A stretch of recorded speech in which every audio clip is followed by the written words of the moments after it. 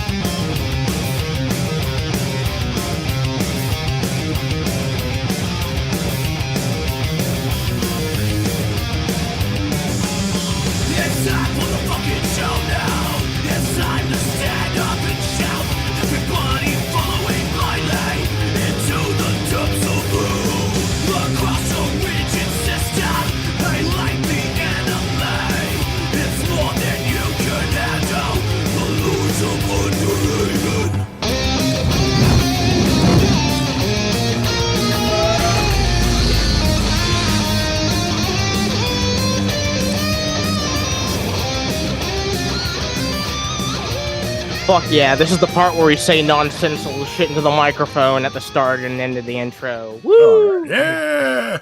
I really like the intro. It reminds me of like the old Underhaven intro. Yeah, no, that literally is the same intro, just like remastered. I had some changes made. It's fucking dope. I know, I was right? getting into it. Yeah, no, me too, dude. Like that song, that song has like I don't know. I don't know why I stopped using it. I think it's because like it got to a point where the aesthetic of the show was like a different color. It needed a serious update. Yeah. So I just, it took me a long ass time to get around to it, and I'm really glad that we did because you know, as much as I do like our chill little intro that we had beforehand, that's really like it gets your pipe pumped up, you know. Oh yeah, and I always associate like that royal purple with Underhaven. Hell yeah, dude. Yeah, I'm not using it right now because I like to use like something different when I'm on the show, like on this panel. But like, I'm really happy with the new logo too. I think it looks badass.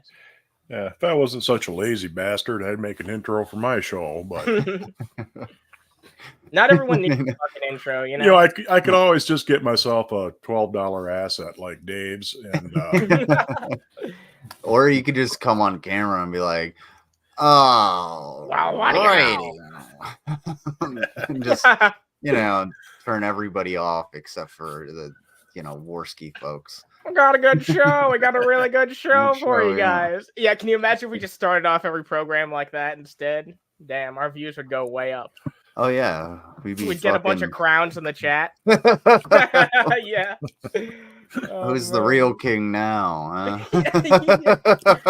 Oh my god! All right, so I don't even know where to fucking begin, man. I'm excited. I had a pretty good night.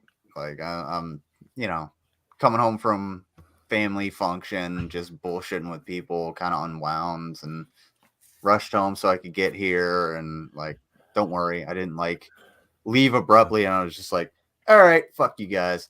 No, I got to hang out with my nieces and nephews, and my niece and her friend and my one nephew just like ganged up on me when I was trying to go wash my hands after shooting off a bunch of fireworks, and they were just like throwing shit at me, and I had to just Jesus Christ, man, pick them up, and like I was like throwing them onto the couch. It was like, if I can get all three of you on the couch, you gotta stop. That's fucking impossible. We got a bunch of people in here already. Already got 17 viewers. Thanks for everyone for showing up. I see some beautiful people in the chat. What's up, Seth? We got Sydney here. What's up, Tony? Spherical Man. We got Jilly's mom, John Coyote. Juniper Jupiter. What's up? Say hey, everybody. I see there's some other people lurking there right now. Yeah, don't forget the lurkers. Yeah, don't forget the lurkers. They're always awesome.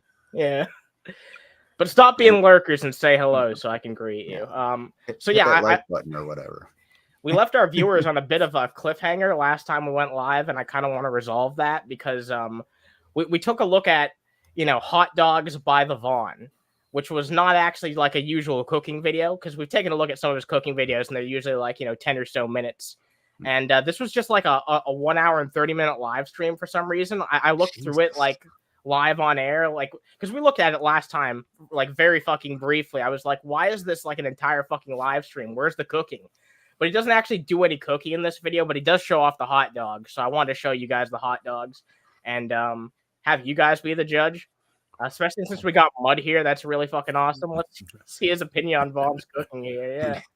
You just wanted to show this because it has shirtless J-dubs in it. Yeah. No, actually, you're wrong. I just want to show off Vaughn's wiener. Let's take a look. Thank you. All right. Well, it was nice seeing you guys. Yeah. I'm gonna go stand in a field and look out into the void. Wait, well, Vaughn does call his dog Floppy, so. I mean, you know, it's like they're super villains from fucking cartoons and shit. And it's like, you know, Klaus Schwab, I mean, he's even got the fucking outfit and everything. It's like, goddamn. Holy fuck, man, you know. But anyway, There they are. The hot dogs by the Vaughn. dogs by the Vaughn. The trolls even wish they were having hot dogs by the Vaughn. No, I don't, dude. No. Microwave hot dogs sprinkled with a little bit of shredded bag cheese. Oh, he claims later in this video that these weren't made in the microwave. No, right. Oh yeah, that was Dude, good. I regularly eat gas station hot dogs. Yeah, the original hot dogs by the Vaughn were microwaved hot dogs with some canned Hormel chili dumped on them. Oh my god. Yeah, Oh, yeah. probably. I'm taking a screenshot of that. Imagine that being like your sleep paralysis demon or some shit. That's terrible. No, I would just, you know, I'd take the Betty White route and be like, you know what, I lived long enough and just die. Yeah, maybe this long was enough. Oh, wait. I forgot. I don't cook. Yeah, that's right. No, you don't. That's I would not consider cooking. that cooking. Yeah. No. The only things that you've like shown off your cooking abilities to do are all things that like little kids are able to fucking cook, like hot dogs, grilled cheese, and shit like that. I'm not really impressed by your cooking repertoire, honestly. Also, what's up, Blazer? What's up, Lucifer Almighty? Got a bunch of beautiful people in here tonight. What's up, people? Also, I forgot to say hearts in the chat for Sydney. Yeah, hearts in the chat for Sydney. Oh yeah. I always say that. But yeah, no, anybody that can work a microwave can put a hot dog into a bun and then wrap it in a paper towel and put it in the microwave for a minute. Yeah, kids can do that. Like fucking little kids can do that. Exactly. He's acting like this is some impressive feat. Yeah. Look, have I made some fucking hot dogs that I'm proud of before? Yeah, but they're not a fucking basic ass hot dog that you just throw in the goddamn microwave. It's something I grilled up and I was like, damn, this is good. Yeah. You know what I mean? Yeah. It's like, yeah, you can do hot dogs and do them well, but like, it's not impressive. Go ahead, Mod. I usually get homemade hot dogs from guys been our butcher for decades, and I mean they're fucking fantastic. Back when the hot dogs were still made out of dog. Oh yeah. Yeah. Only do microwave. I don't cook. Mom, why are you such a useless piece of shit? Whoa. That's actually a very good question. Why are you such a useless piece of shit, Vaughn? Yeah. Sometimes even J-Dubs is right. Yep. Yeah. Rare J-Dubs dub, yeah. There's something that's bothering me about J-Dubs in this clip.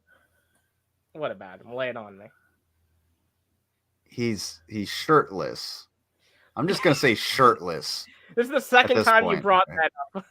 However, come a space. If you play the video and you just go back a little bit, he's still wearing an apron. All right, let me take a look at this shit. I was about to move on to the next clip, but now you fucking got me curious. Just wearing an apron. Play through a little bit. Hour and a half. Fucking. If you look at his.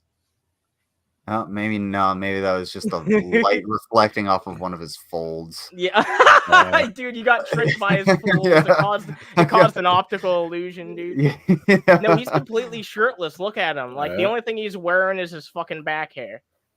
Oh, man. It's nasty, isn't it? You thought he was going to be dressed up all sexy, wearing nothing but an apron for when wifey comes home and he's made her supper. Yeah, so I'm just gonna go ahead and chew on a bullet later. Thinking about that. With that being put in my head, I'd no longer like to live. Oh, absolutely, yeah. All right. Well, I guess we'll move on to the next clip because look, I want a better look at that wiener. I want a better look at that wiener. First of all, Anna's had a little too much coffee. She needs some wiener.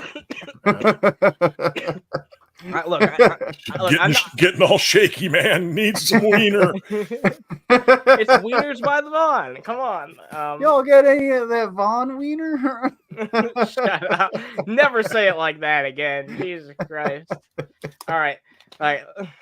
Let's see him gum down that wiener. Vaughn, you know that birds of a feather flock together. Yeah, they don't care. Yeah. I'm the one that's getting censored here. Look, he's coming down that wiener, dude. God, just put it in a blender and then follow it up with your fucking head. Jesus man, Christ. if he was honest about his diet, everything would just be like shakes by the Vaughn, and it's all just different types of shakes with different meats and. I was about to say veggie combinations, but he doesn't eat vegetables, so it's just all meat. Yeah, meat and carbs, dude. Himself. What, am I wrong? Well, you're wrong, but you ain't wrong about this. Nah, one. yeah. Oh, they like that. They think that's cool. That's why they don't like you, Vaughn. You're a straight laced kind of guy. You keep. He's a straight laced kind of guy. Have you seen the mods this guy has on Skyrim? This dude is not fucking straight laced. Vaughn, to give Vaughn credit, he doesn't like smoke or drink or do drugs or anything like that. That's like the one accolade he has in his life. He's just addicted to spreading misinformation. That's all he's addicted to. The bar is in the fucking dirt. Well, all right. He still has his vice because like this conspiratorial fucking bullshit is that's just Vaughn's fucking vice. He comes up with a new conspiracy every week or so, and they're all more ridiculous than the last one that he comes up with. So it's not really that goddamn surprising to me. Keep the law. They don't like that. They don't want goody boys. They want fucking. They don't want goody boys. Jesus. Hardened criminals. They want fucking nasty people to hang out with. Mm-hmm. You know what I mean? I mean, Anna thinks Vaughn is a goody boy with his wiener. Look, I'm not saying anything. Have I ever said one good thing about Vaughn's wiener in this entire review so far? I have not. We're talking about Vaughn's wiener, but I didn't say anything nice about it. You just really want to see it. No, you're just like, look, I'm the only one calling out Vaughn's wiener. you're the one guy when they're like, hey, do you guys want to see a dead body? Kind of, but why do you know where a dead body is? All right, look, I'm not fucking Logan Paul, okay? Like, or was that the other one? I don't care. I was thinking of what was that movie? Stand by Me. Yeah, it's a good movie. Yeah, like how Mud just knows what you're talking about. Like that's he's got 30 years on dirt, and I've got about 10 years on you. So fair enough. All right. The wife. Sorry, go ahead. Oh, hey, speaking of old, here's something for you to think about. Vaughn is 13 months older than Keanu Reeves. What the fuck? That really does put it in perspective, really. Wow. I get it. Wow. Look at fucking Keanu. Keanu? I don't know. Keanu. Keanu or whatever. Yeah, look at that guy. Comparing to fucking the Vaughn. Yeah.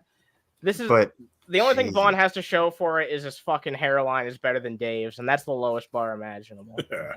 Again, just take the shovel out and keep shoveling out the trench that fucking bar is in, because it only goes lower. This is not even something unique to my show, Lizard. Like over on Hollywood After Dark, which is the show I pop on with Matt Jarbo occasionally.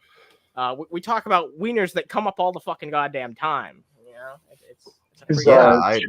apparently. You have no problem. Yeah, you're fine. Did you just come from there?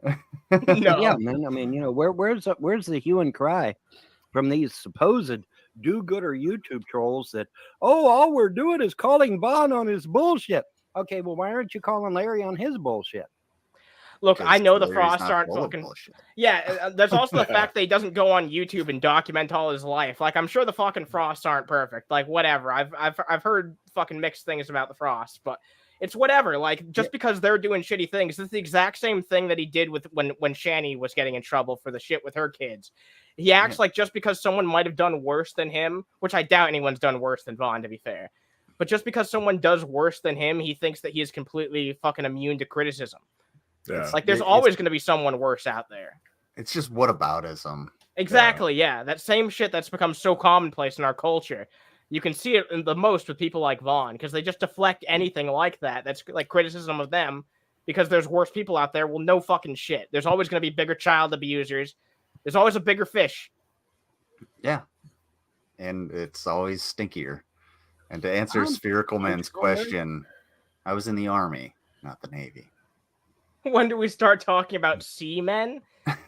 not seamen, mind you, seamen. See, is this an archaeology podcast, or are we going to be talking about the sea people? Yeah, see, he wasn't in the boat army. He was one of those land sailors. Yeah.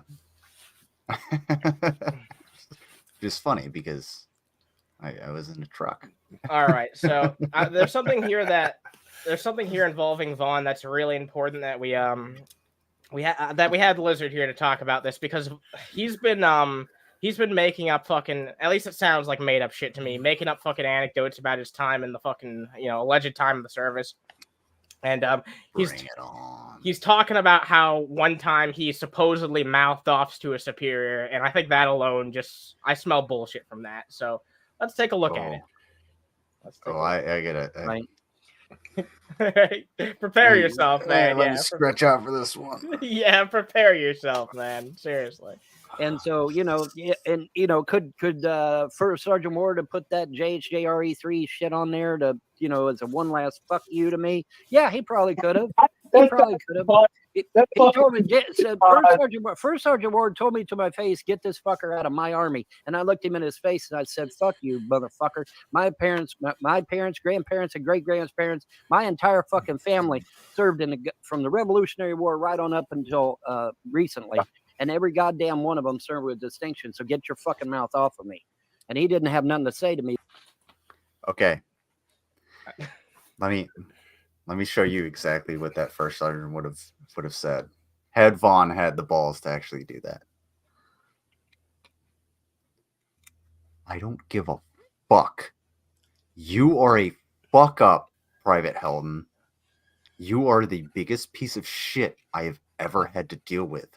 You are getting the fuck out of my army because I have actually served with distinction, unlike you and all your degenerate ass fucking family members, back to whatever fucking inbred piece of shit slopped out your great granddaddy into the fields of fucking nowhere in the Revolutionary War. I don't care. You are getting the fuck out of my army. Get out. And I'm going to make sure that not one piece of paper ever that can exist, whether it come from me or the commander-in-chief from fucking now or 35 fucking years from now, can ever absolve you of the dog shit person that you are. When I put these things down, get out and get the fuck out of my office now. That's what would have been said to him. And that's probably what was said to him. You are getting out of my army. Because I have heard so many times, like senior NCOs, when it comes to like shit soldiers, they're like, I'm going to get you the fuck out of my army. And I've said that to other people. I'm like, you know what? You don't want to be here. You're going to get the fuck out of my army. I'm not going to deal with this shit. Even if that's not what's said word for word, it's like, I feel like it's very fucking clear that that's not what someone in that position would ever fucking do if they got to that position. They'd know better than to like just fucking back down and like that person's never going to be selected for that type of position, I assume, right? If they're going to like back down and cower to someone like Vaughn of all people. No, there's okay, so there's like when you become like a first sergeant. So first sergeant, you've already been in for probably like 20 years. You have been through some shit. You're not just some like dipshit capitulating motherfucker. You are the advisor to your commander. You're the senior NCO of a company, and a company consists of, you know, somewhere between 150 to 200 people, and you have to go through different echelons, and you still answer to people that are way higher than you. You are not just going to back down when some shithead private comes at you. What you're going to do is you're going to be like, that's it. You're gone. I'm just not going to deal with this. I have so much more to deal with. Plus, I got my own family. I got my own career goals. You're not going to be my problem anymore. We're getting you the fuck out of here. And all they have to do is advise the commander, this dude just needs to go. That's it. And the commander is probably going to be like, all right. Then there's 2 reasons to be in front of your first sergeant. Well, 3 kind of. So 1, you really fucked up. 2, you did something really fucking awesome. And 3, they're actually concerned about you. So like if you're having like mental health issues or anything like that, you go in front of the first sergeant like, hey, what can we do to help you out so that you can be a better soldier? You did so good in this training or so good on this mission that we need to actually, you know, I just want to talk to you, you know, soldier to soldier and see what we can do to help you out throughout your career. Or you fucked up so bad that I am going to jump down your throat, make you shit me out boots first so that I can jump back up your asshole boots first and then yell at you when I come out of your mouth covered in the shit that you are. Well spoken. Yeah, it's almost like you know, I spent a little bit in the army. Yeah, he changed up his story a little bit here. Last time he's told the story how he told off the first sergeant. You know, he's expanded on the, you know, all the way back to the Revolutionary War bit. But originally he said, well, I told him that, you know, he said, get out of my army. And I told him, I looked him right in the eye and said, my family's been in the military since the Revolutionary War. This is my army. What? Yeah, that's... Dude. I shit you not. There's no way someone would like back down from that type of fucking statement. Like that needs to be fucking... Yeah, you go back, you know, some of his older videos. Yeah, that's the way he fucking had it before. Yeah, and you know, this was like 1981, 82. You're not very far past the point where the first sergeant would have simply taken you in the back room and stomped the ever-loving fuck out of you for something like that. No, here's what would have happened. So when you go to see the first sergeant, it's not just you going to see the first sergeant. No, it's you, your squad leader, about a dozen fucking people in the room. It's you, your team leader, your squad leader, your platoon sergeant, and it's gone up the chain, and you're in front of all of these people. Yeah. And you know, when it comes to like I was saying, mental health concerns or anything like that, yeah, all of these people are here because they want to actually help you. But when it comes to you fucking up, all of the people that are there, once you get dismissed from that, they're going to have a meeting about how to basically fuck you up in the worst kind of way. And you're talking about like the 80s and 90s.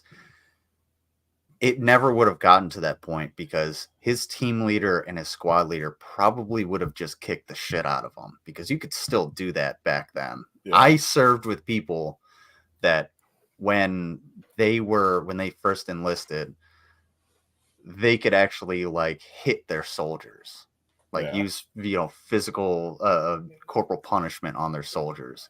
Yeah. And we've realized that that's not like something that you should do. It doesn't really actually, you know, help anything. Yeah. Technically you were never really supposed to, but nobody gave a shit. You know, if you got to jack a fucker up, you got to jack him up. You know, it was basically the way it was looked at. And I guarantee you, Vaughn is the type that, because every time I hear this, when I tell people, you know, like, Army's really easy. Like, no, I could never go in because, you know, drill sergeant got in my face. I would just swing on him. No, you wouldn't. No, you wouldn't. Vaughn, you were like the person that says that is typically the first person that when they get into what's called the Shark Tank, where the drill sergeants just surround you and they start putting you through a ton of stress, like yelling at you, trying to make you answer questions that are being brought at you from 4 different fucking angles. That's the person that starts to cry, which is a normal human response. It's totally fine. But if you're going to be Billy Badass, you better be Billy Badass 100% of the time. Otherwise, you're just going to be Von Helton 100%. Yeah, no one wants to be Vaughn. Yeah. No. I don't even think Vaughn wants to be Vaughn. Yeah. Wilson, I don't think he ever claimed that he swung on his commanding officer, but he did claim that, he was really concerned because they weren't ready for war. So he walked into his captain's office and said, "Hey, Cap, there's a war coming and we're not ready for it. Why aren't we out in the field training?" I don't believe any of these fucking stories. Yeah, no. It don't work that way. You'd get your ass whooped, yeah. Seriously. Yeah, I mean, that doesn't work that way in most fucking places of employment, much less the military. Nope. No. So you don't just have to be part of it to tell you that's not how it works. I don't know how Vaughn's trying to pass it off as like. You don't walk into the fucking regional manager's office and say, "Hey, it's the same." Go ahead. Even as a sergeant, like I had, when I was in Korea, I was almost in charge of like an entire platoon at one point because we were so short on NCOs. And I wasn't even a sergeant at that point. I was a corporal, which is like the fucking you're a sergeant with all of the responsibility but none of the pay. And I was in charge of a shitload of people. There's no way I would go into the commander's office and be like, "Yo, Cap," because you actually have to report. You have to say, "Hey, you go to whoever is, you go to the orderly room and you go, 'Hey, I need to talk to the commander.' Okay, what is it about? It's about this situation or, this soldier individually. I need an audience with the commander." And you go in and you report and you say, there's discipline and respect that you have to, you don't just I can't just walk through the orderly room and be like, knock on the door and be like, "Yo, Cap." Because the first thing that the commander is going to do is say, "Get the fuck out of my office now." It is ridiculous. But also Juniper Jupiter also has something really, really nice to say. Paddle in the school. Paddle in the school canoe. Oh, you better believe that's a paddling. Yeah. I do want to say hi to some people right quick. What's up, Ahov? I haven't seen Ahov around in literally years. I mean, I still, I've said hi to him occasionally on Discord, but I haven't seen him around here in a long time. Nice to see Ahov. What's up, Nobody Important? What's up, Blaine is here. What's up? Blaine is dope. Blaine's one of the OG Lizard fans, and really, Blaine is fucking dope as shit. I'm glad. Blaine, come to brunch once in a while. I'm glad they found their way here. What's up, Fit and Curvy? Hope you're doing well. Fit and Curvy likes poop and clapping. What? At the same time. Well, that's what she does. She's a performer, so she picks up poop and then she claps. We have You guys haven't seen her OnlyFans? Say what? All right, we have a much wanted member of our panel here. What's up, Mango? Hi, Mango. Welcome aboard. She's muted right now. Sure, she might be doing something, but she's here. She's here, all right. I am here. All right, welcome aboard. Thank you for joining us. I was about to give your spot away to Wilson. God damn it! Not permanently. Wow. I was just wow. Yeah, I was like, damn, it's been the full 30 minutes without the fruit. I don't know if she's gonna be okay. Yeah, but here you are. I mean, honestly, you could bring Wilson in, and it'd be fun to just kick him. No, we're not kicking the ball, guy. I feel like that's I don't know. That's a weird. You're not supposed to kick a volleyball. Yeah, it's you're not good for them. Yeah, you just let them float away in the ocean, and then you scream. They get all lumpy on one side, and then they don't fly right. Oh, go ahead. The reason I'm late is because I accidentally fell asleep because someone didn't call. I was rushing home and I didn't know how to get home. Oh shit! What, you got Alzheimer's? You can't find your way home? Damn, you got old timers. Yeah.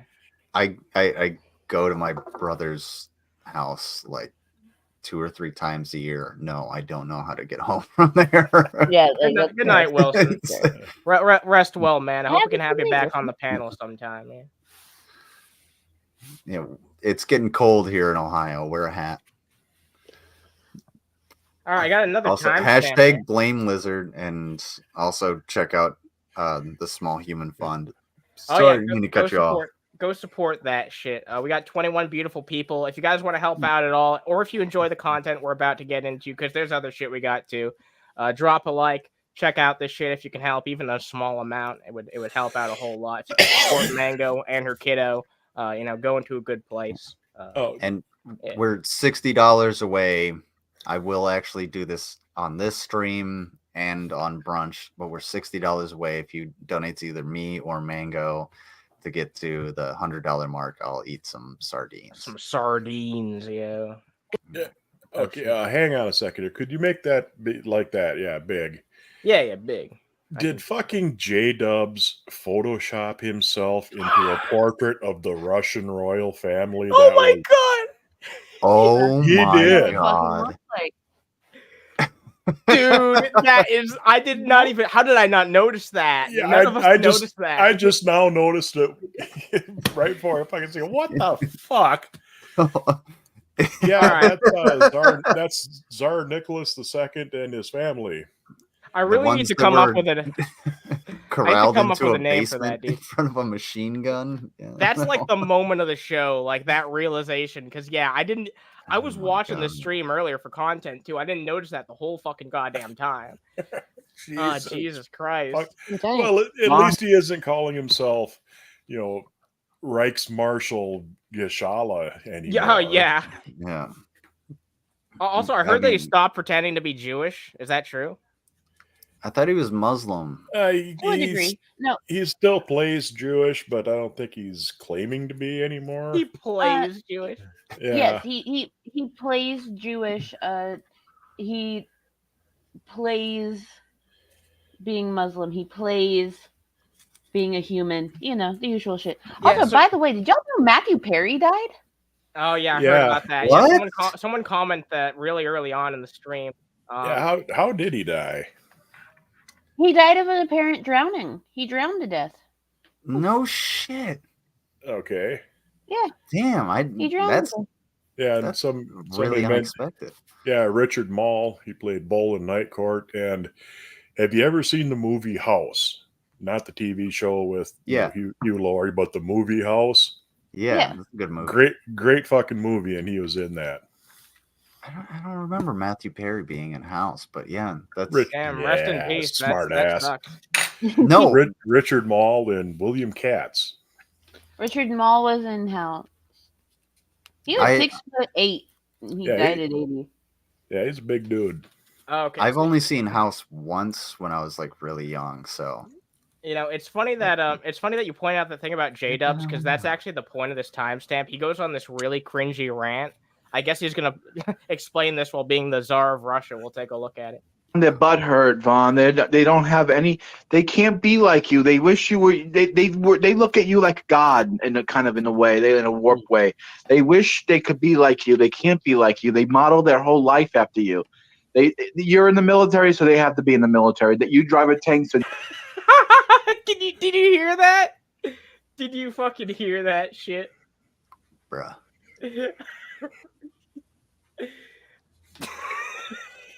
The biggest fucking stretch I've ever heard. They have to drive a tank. That you got the big red one, so they have to have a big red one. It's just they fucking model. It's like they're narcissists that fucking wish they were better, but they're not. They're fucking losers. He couldn't speak his way out of a paper bag, dude. Like seriously, I'm stoned off my ass and I can articulate myself better than that. That fucking model you like God. That's sorry. Were you say something?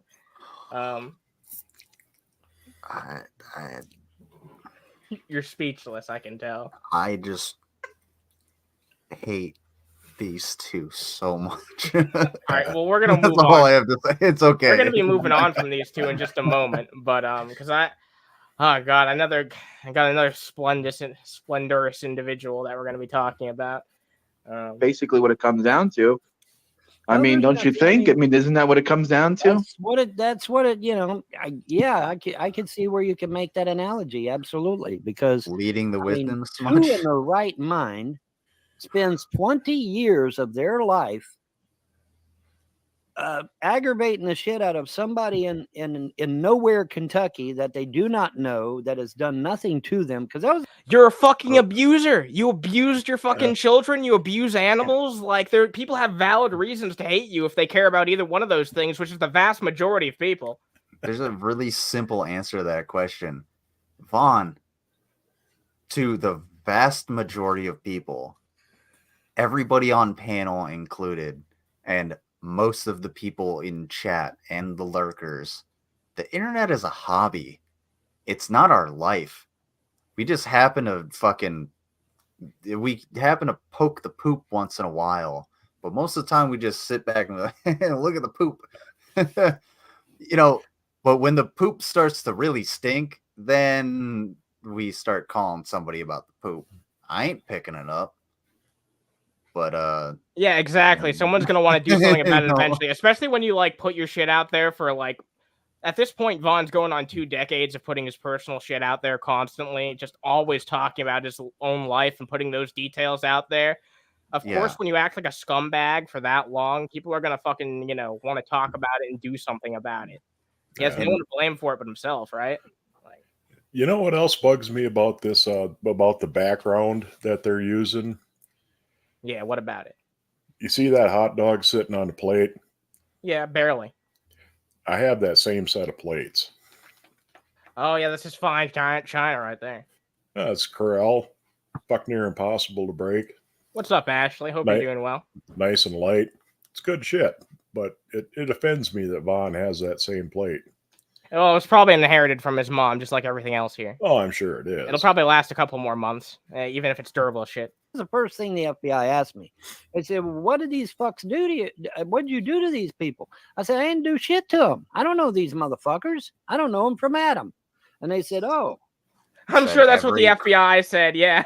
Every criminal ever, and they were like, "Yeah, he did everything." Yeah. Yeah, and he's guilty.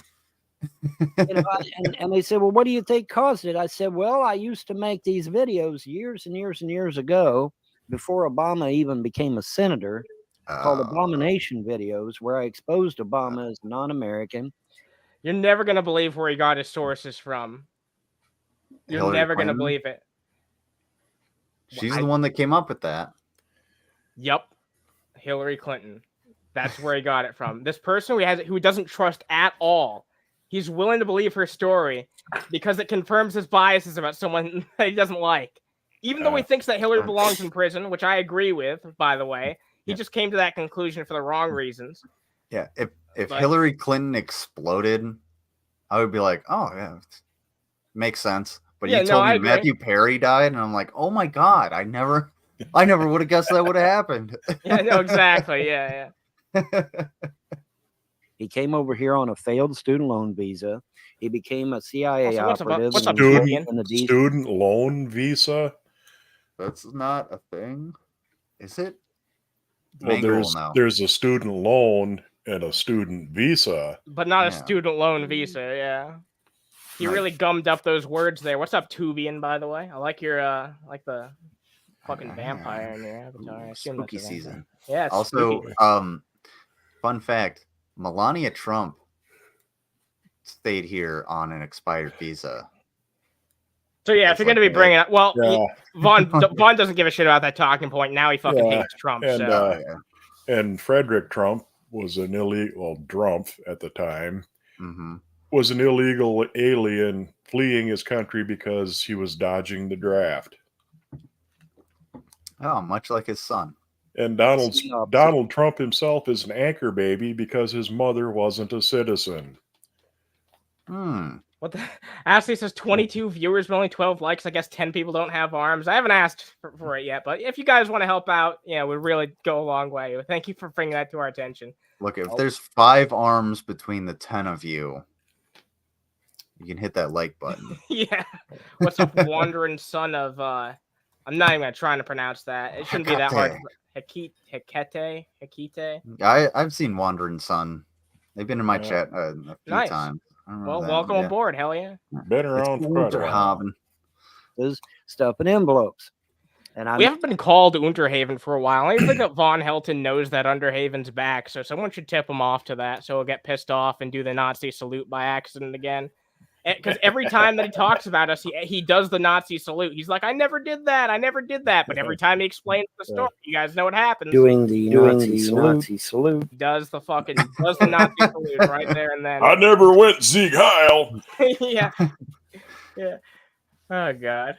Made videos about that shit. And ironically, I got my information from Hillary Clinton and CBS News. Called it. Yeah, exactly. Yeah, you totally called it. And the funny thing is, when I said it was like, you'll never guess where he got his information from. And you're like, I know where he got it from. You've been around the block longer than me, haven't you?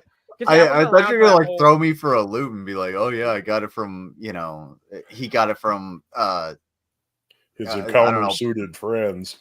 PatriotNews.co on Rumble or some shit. Oh, yeah. No, actually, because I was never around when that shit was popular. So even though I know that she was involved in that shit, I didn't know that she was like the fucking mastermind behind that. Damn, dude, that's fucking crazy. Now for anybody that's listening, if there's one reason not to vote for Trump, pay attention. Why would you vote for a guy that lost to Joe Biden? Exactly. I've been bringing that up to Dave. I brought that up in our conversation too. I was like, "What?" And you know what? If you think that there was like interference or cheating in the election, why do you think this outcome's going to be any different? Like, that's what I ask those people all the time, and like they very rarely have anything to say to that. Yeah, then don't vote. Okay, cool. It just means that the Democrats are going to win anyway. So why bother? If you come at it from that point of view, then you should be demanding that the fucking Republicans run someone else and don't even respect like the fucking polling numbers. Like, really, that's what's going to have to fucking happen if they want a shot at winning.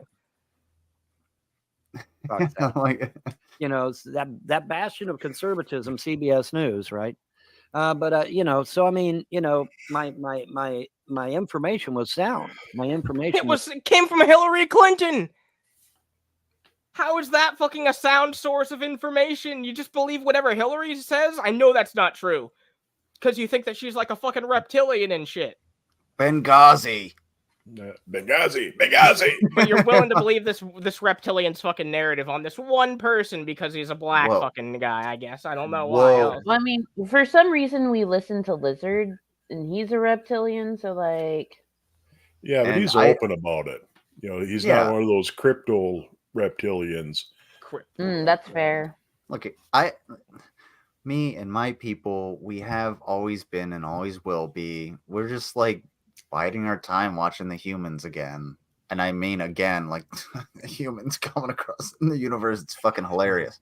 I just happen to be stationed here, That's cool. Like y'all don't know. Y'all don't know. Y'all don't know. All right, we got to continue on and talk about something else because also I will be doing like a clip of that on Underhaven Gold. You guys should go check out that channel if you haven't. I've been doing some heavy work on there, and anyone who makes content about anyone that I cover on there, you're welcome to take shit from Underhaven Gold and talk about it on your channels as much as you want. So, Fit and Curvy is 100% correct. Humans suck. Dogs are the best. And if your dog goes missing, blame the reptilians. We love dogs. Oh, okay. It's not for any malicious reasons at all. They just love dogs. Oh no, they're the best. They're so cute and cuddly. Yep. Reptile's best friend. Soft. And they're warm. What I want to know, like my biggest question is, why do reptilians wear sunglasses indoors at night like an asshole? Because his future is so bright, he's got to wear shades. He just looks down in shame, like, damn, called out, brother. I don't know what else to say. Like, no. I just put the sunglasses on because they were there, and I'm fidgeting a lot. They look cool on you, man. All right, so now I want to bring something up because me and Lizard did a very fun stream yesterday on Lizard's channel. That was a lot of fun. Oh, it was a lot of fucking fun. I don't know if I'm pretty sure this is when I brought this shit up, but I mentioned the idea that we might take a look at someone that we haven't taken a look at in this channel in a very, very long time, just to see what's going on with him, just out of sheer morbid curiosity. And so I want to take a look at what's been going on with a Mr. Brett Keane. Oh Lordy! It's so funny you mentioned that because I was like. I've been thinking about trying to cover Brett Keane for the last couple of days, and like I should go into Brett Keane because I'm kind of tired of covering Dave. No, I get you. What is Brett Keane up to? Well, he's really desperate for anyone who will interact with him because he doesn't get the views he used to. So I'm sure he'd try and poke back.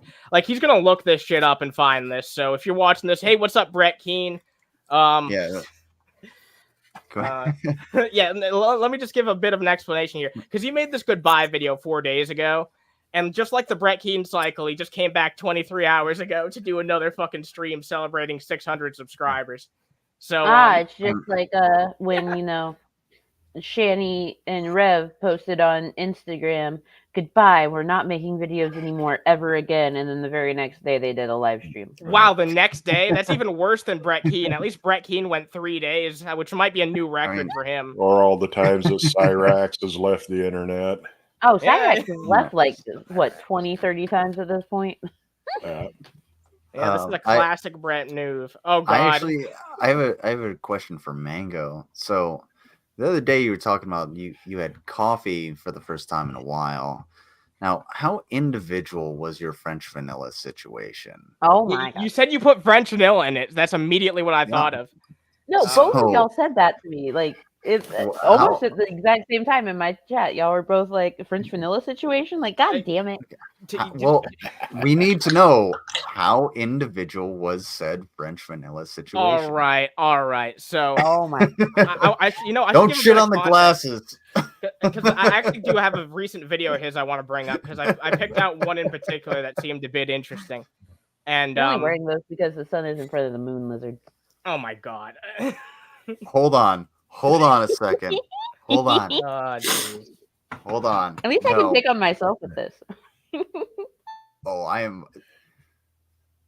This one right above me said that there was going to be a harvest moon because the sun is going to eclipse the moon. Yeah, I got Her words, my not shit mine. mixed up. Yeah. Mm-hmm. Yeah.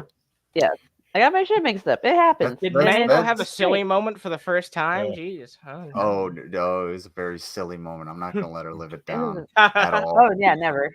All right. Well, so to give you an idea of the type of content that Mr. Keane here has been talking about, he put out a video pretty fucking recently where he speculates that Will Smith is gay. And I wanted to take a look at that real fast. Yeah, he looks like he's seen one up close. Yeah.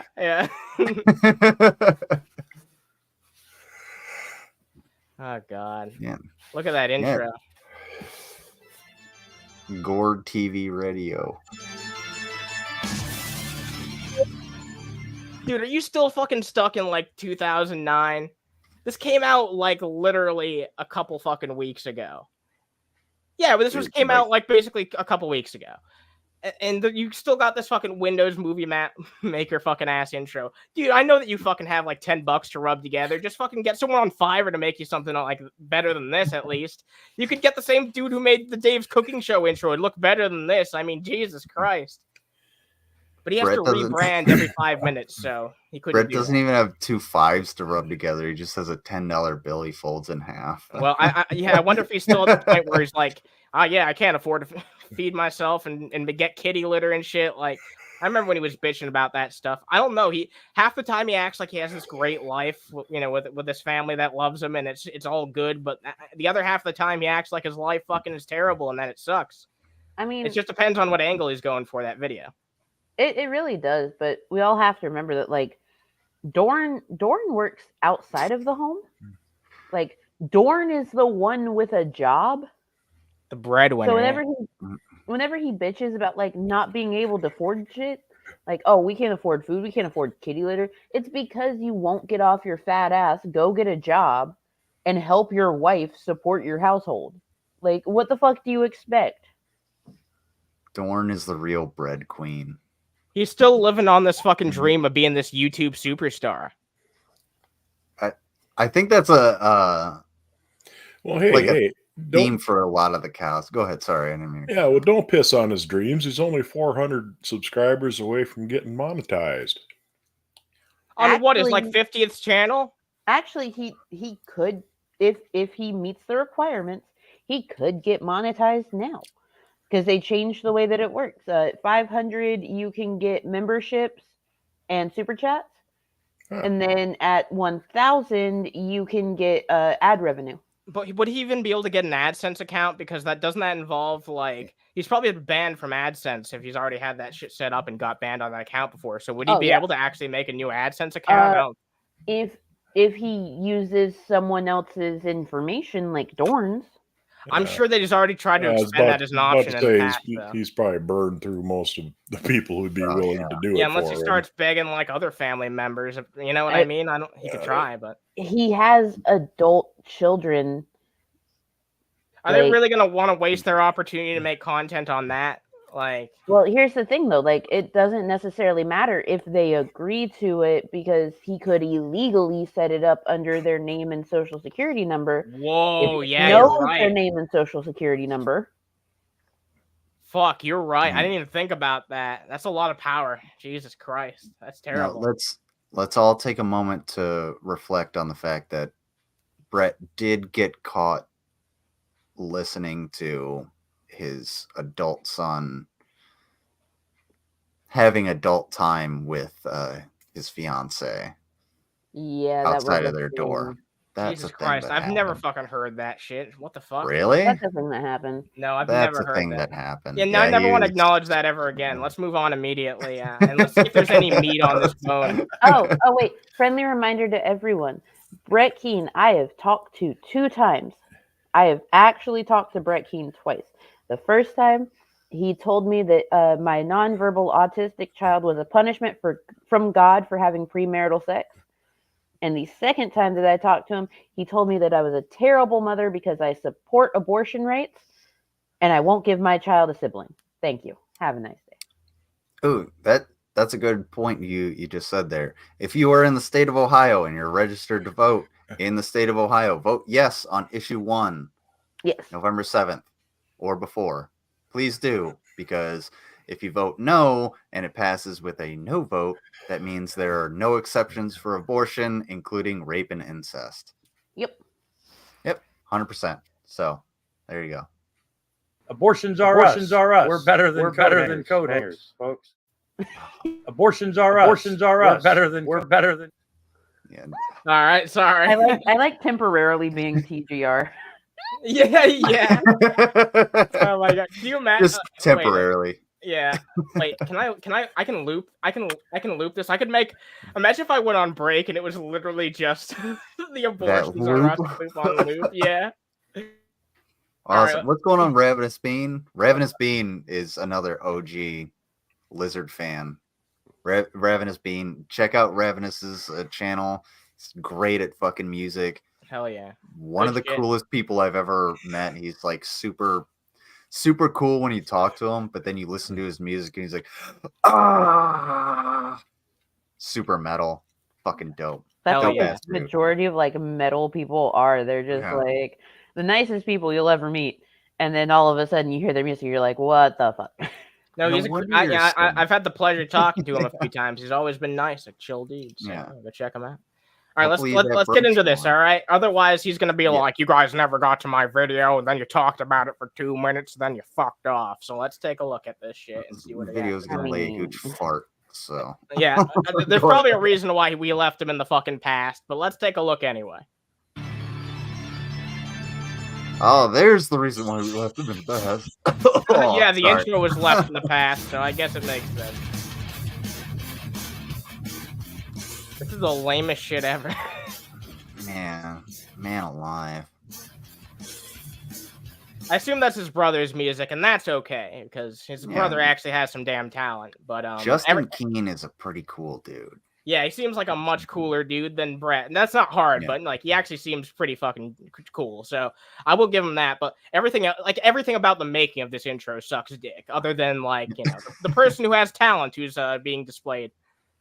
Man, you got wieners on the mind like no other tonight. Oh yeah, I got wieners on the mind tonight. It's a wiener-filled kind of show. Look, I'm thinking about wieners. Mango's probably thinking about knobs. We all got our thing. Mango keeps her knob seduction to brunch. Oh, it's a brunch only fucking thing. It switches off instantly as soon as you're anywhere else. I've got to be able to contain myself, so I only, love the knobs when we're on brunch. All right, yeah. Not even acknowledge that knobs exist. What's a fucking knob? Just remember, kids, if you get your hands on some knobs, you're not tuning a radio. Oh god. All right, good advice.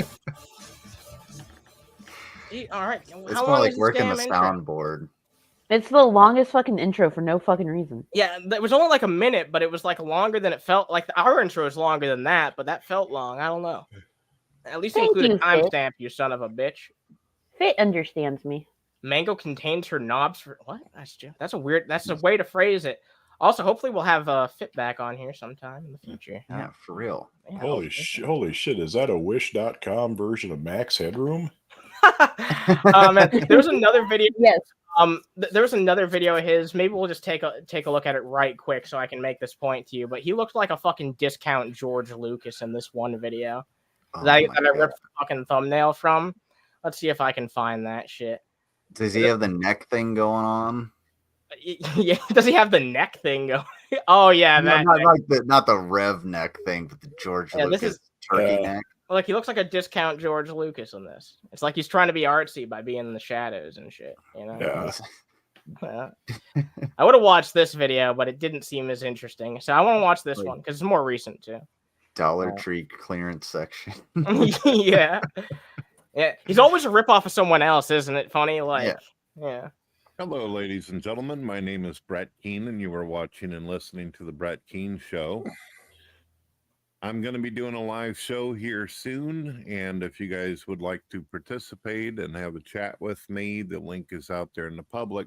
All you have to do is go to the front of my YouTube channel, and you'll see. Who the fuck's going to be wanting to talk to this goddamn schlub in this day and age? There's nothing in fucking with him anymore. It's like, we see that you're doing this shit to the tune, and we don't get this many views. Like, it's not like views or everything that matters. We have a chill community. And that's the thing. The only people watching Brett Keane at this point in time are just people who are watching to try and get a rise out of him. And that's not much of an audience at this point. It really isn't. I may be kind of jaded to Brett Keane, but we're like 10 seconds into him talking, and I immediately just got bored. Yeah. I just could not, like the monotone.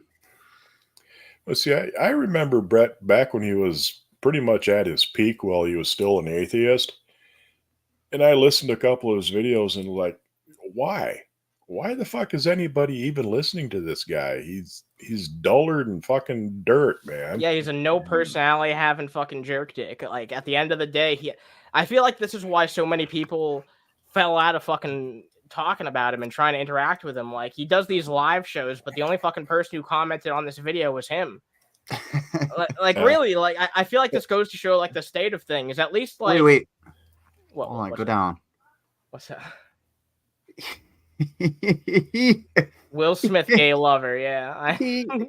But look at the likes. Oh, he liked and hearted it. Wait, you know that one like is him too.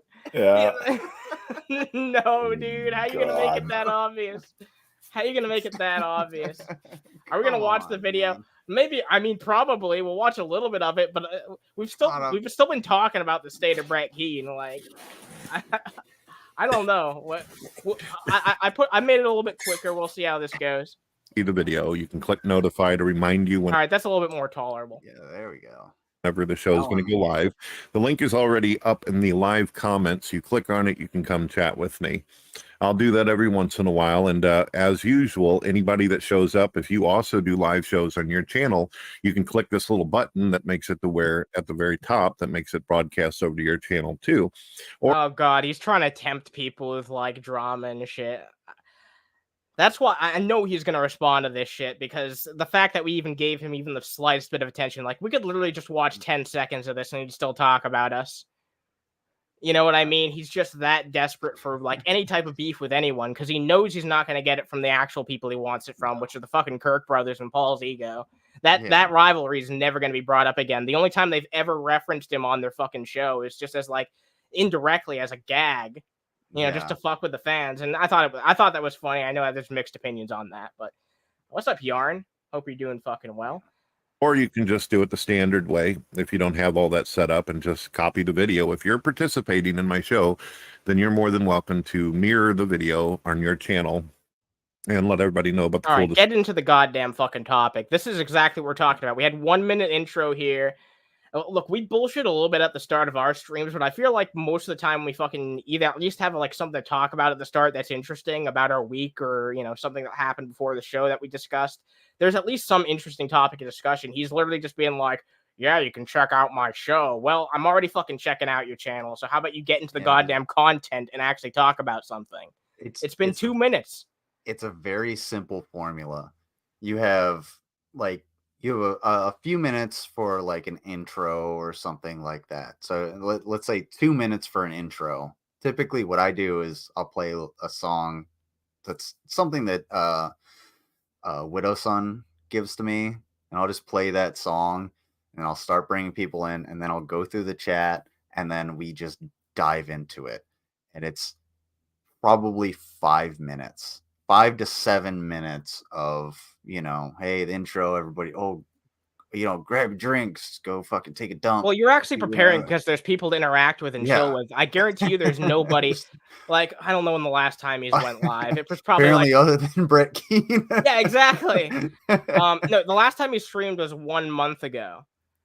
All right, I mean, these aren't the views that he used to get. And I get this is like a new fucking channel. At least it seems like it's new. How old actually is this? Made last year. Whatever. Wandering Sun actually brought up something. He's like, wait, he had a peak? Yeah. Oh, back, like when YouTube was new. Yeah, this guy used to be like really like respected in the YouTube atheist community, if you can believe that. This monotone fuck used to actually have a shrivel of fucking respect. Not even just a shrivel. Like, I believe that TJ said early on that Brett Keane was one of his inspirations for making content. Yeah. And he doesn't back away from that either. No, he doesn't. But it's evolved so much. So if you look at, you know, what Brett Keane has, there's so much shit going on the screen. And what you have, what Anna has, it's just so simple. Underhaven, like, comment, sub. They like, do the thing. We're actually people talking about this. It's evolved. It's changed. There's so much other shit that you can do. Nobody wants to interact with this guy, because the moment you push back on him the tiniest bit, he's gonna like resort to basically being the piece of shit that he is. Yeah, he always goes to those scumbag tactics almost instantly. Like, if I believed that he could have a civil discourse, I'd talk to him, but I know he's not capable of doing that. So yeah, J-Dubs was his little flunky for years and years, and then fucking Brett kicked him to the side, and then fucking Vaughn had to take up the fucking job. But of course, if Brett whipped out his nuts right now, J-Dubs be right there to lick him good for him. Oh yeah. He'll always continue to bounce around between fucking Vaughn, Helton, and Brett Keane like a used fucking, like a used fucking hoe. At the end of the day, that's all he fucking is. He's just like a fucking side bitch to each one of them. Like, he's a whipping boy, basically. and he'll never have any respect as his own fucking goddamn person. And it's weird being pulled between those two personalities because like they're both like some of the biggest pieces of shit I can imagine on the internet, and J-Dubs, just because he's like their sidekick, manages to be even lower than that, which is weird to me because I don't even know how that's possible. Also, we have like 27 beautiful people watching this shit right now. Drop a like if you want. That would really help us out a whole fuck ton. And consider helping my lovely co-host here and her child out. There's this small human help fund, which is really important if you guys can chip in a little bit. How far are we away from the sardines? Yeah. Because I think she got a... We're $50 away from sardines. All right. If I get $50 before the end of the show, then Lizard there has his dark web sardines and hot sauce. Yeah. Oh, Jesus Christ. Also, I really want to thank everyone on like the panel and everyone in the audience real fast just for like helping bring back Underhaven. This has been a pretty good bounce back for the show. Usually when you fucking don't do anything on the channel for like a year, your channel's pretty much dead. But we've always had like a good chill community here who comes and supports us. So thanks to you guys.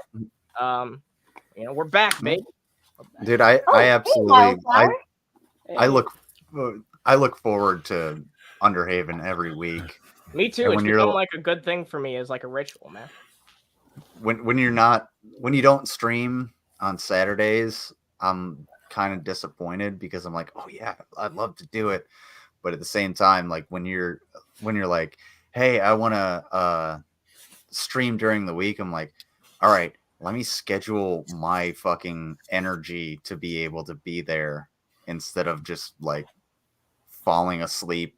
Yeah, no, you don't, dude. You don't gotta do that shit because every once in a while I might go back to just occasionally, not on Saturdays because I love having the panel on Saturdays, but occasionally I might do like afternoon streams that are solo or like night streams that are solo, or just I might invite on who's ever present at the time and wants to join. But bring back Under the Hood, which was not really under the hood; it was out of the hood. You want me to bring back my vlog? I really do want to bring back those vlogs. I haven't done them. Show everybody your Jufro. No, one of the best things ever was the Under the Hood where you took us to go look at the sunset out over the water. Like that shit was so much fun. Oh yeah, that was cinematic, wasn't it? Some of those fucking Under the Hoods were cinematic. I feel like I felt like a filmmaker at some point. So yeah, that's a good point. I remember when someone tried to offer me drugs live on air. I do remember that. That was great. I like vaguely remember that. What kind of drugs? Any of the good ones? Remember when I got really angry about that movie Scoob and like YouTube destroyed the fucking entire stream from the internet? You were so fucking goddamn mad about Scoob, which to be fair, Scoob was terrible. But to be fair, I didn't like how they did the voice actors on it. That's how I felt about it. Yeah, like Matthew Lillard had to find out via the internet that he was not involved in voicing Shaggy, and he was like, "What?" Well, you know what? Matthew Lillard was just part of a super fucking successful film, so I think he's got the last laugh at the end of the day. So good for him. And he also has the last laugh at the end of the day because like he goes to cons all the time and he is just the nicest dude. If he sees that you have a kid with you, if he sees anyone like in the line that has like any sort of disability or mobility aid, he's just like, all of y'all follow me, y'all go first. That's awesome. He's cool. Yeah, no, he's always seemed like a cool dude. Like he seems to really love the character too, which is always nice to see in like someone who's gonna voice someone long term. You know what I mean? So yeah, that's awesome. As a just a point, a side note, one of the most underrated actors, DJ Qualls. Yeah. Oh yeah. Yeah. The new guy. Yes. All right, let's check out this shit. I will bring that up on my own stream. Let's see if he actually gets to his goddamn point anytime soon. Discussion you had with Mr. Sexy Beast, Brett Keane. Just go to the halfway mark. Okay. Jesus Christ. Well, no. Early on, he starts talking about his. I know he starts talking about his theory. Thank you, Spherical Man. about fucking Will Smith being gay, so I want to hear his logic on that. Yeah. So today we're going to talk about Will Smith. There we go. There it is. Only took like 2 minutes and 11 seconds to get to your fucking point. Is Will Smith a cuck? That's not the title of your fucking video. You're right. Yeah. And well, yes, he is, but who gives a fuck? Even if he is, who the fuck cares? Yeah. Yeah. Even if he literally it's his own is, fucking life. Yeah, exactly. And you know what? Go ahead. So Sorry. you can feel bad for the guy because I do. His life doesn't seem to be all that good right now, in spite of, success, wealth, celebrity, and that sort of shit. But at the end of the day, I don't give a fuck. That's how it is for me. It's like I'm not gonna mock and humiliate this guy any further. He seems to be dealing with enough shit. Like his wife is constantly saying things that she probably fucking shouldn't say. It seems like emotional abuse, or like at least close to that shit. Yeah, what she's doing to this man. Like it's crazy. Yeah, you gotta wonder why he hasn't just kicked her ass to the curb by now. But yeah, so I gotta ask you, Brett Keane, why are you taking on this fucking man when you should be fucking directing your anger at the person who's doing all these shitty things and putting him in these shitty positions constantly? He should direct his anger at filling out a fucking job application. Yeah. What are you gonna say, man? You gotta remember though.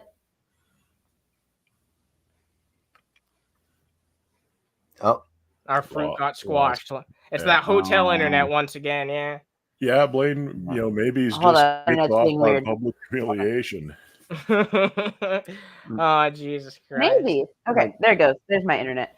But you've got to remember that, like, Brett Keane is apparently, some quote-unquote godly man. Yeah. So, of course, in, like, true godly man fashion, he's going to blame the woman. Really fair point. And he's going to be like, oh, you're not a man because you're not like fighting for yourself against this woman. That's true. That is how he's going to look at it. You're a terrible person. You must be gay because you will not stand up to this woman. She's lesser than you. Why aren't you doing it? Like that's how they operate. Yeah, it's probably the type of logic that means like, oh yeah, men can't be abused by women because a man should be able to stand up for themselves and like it's fucking ridiculous.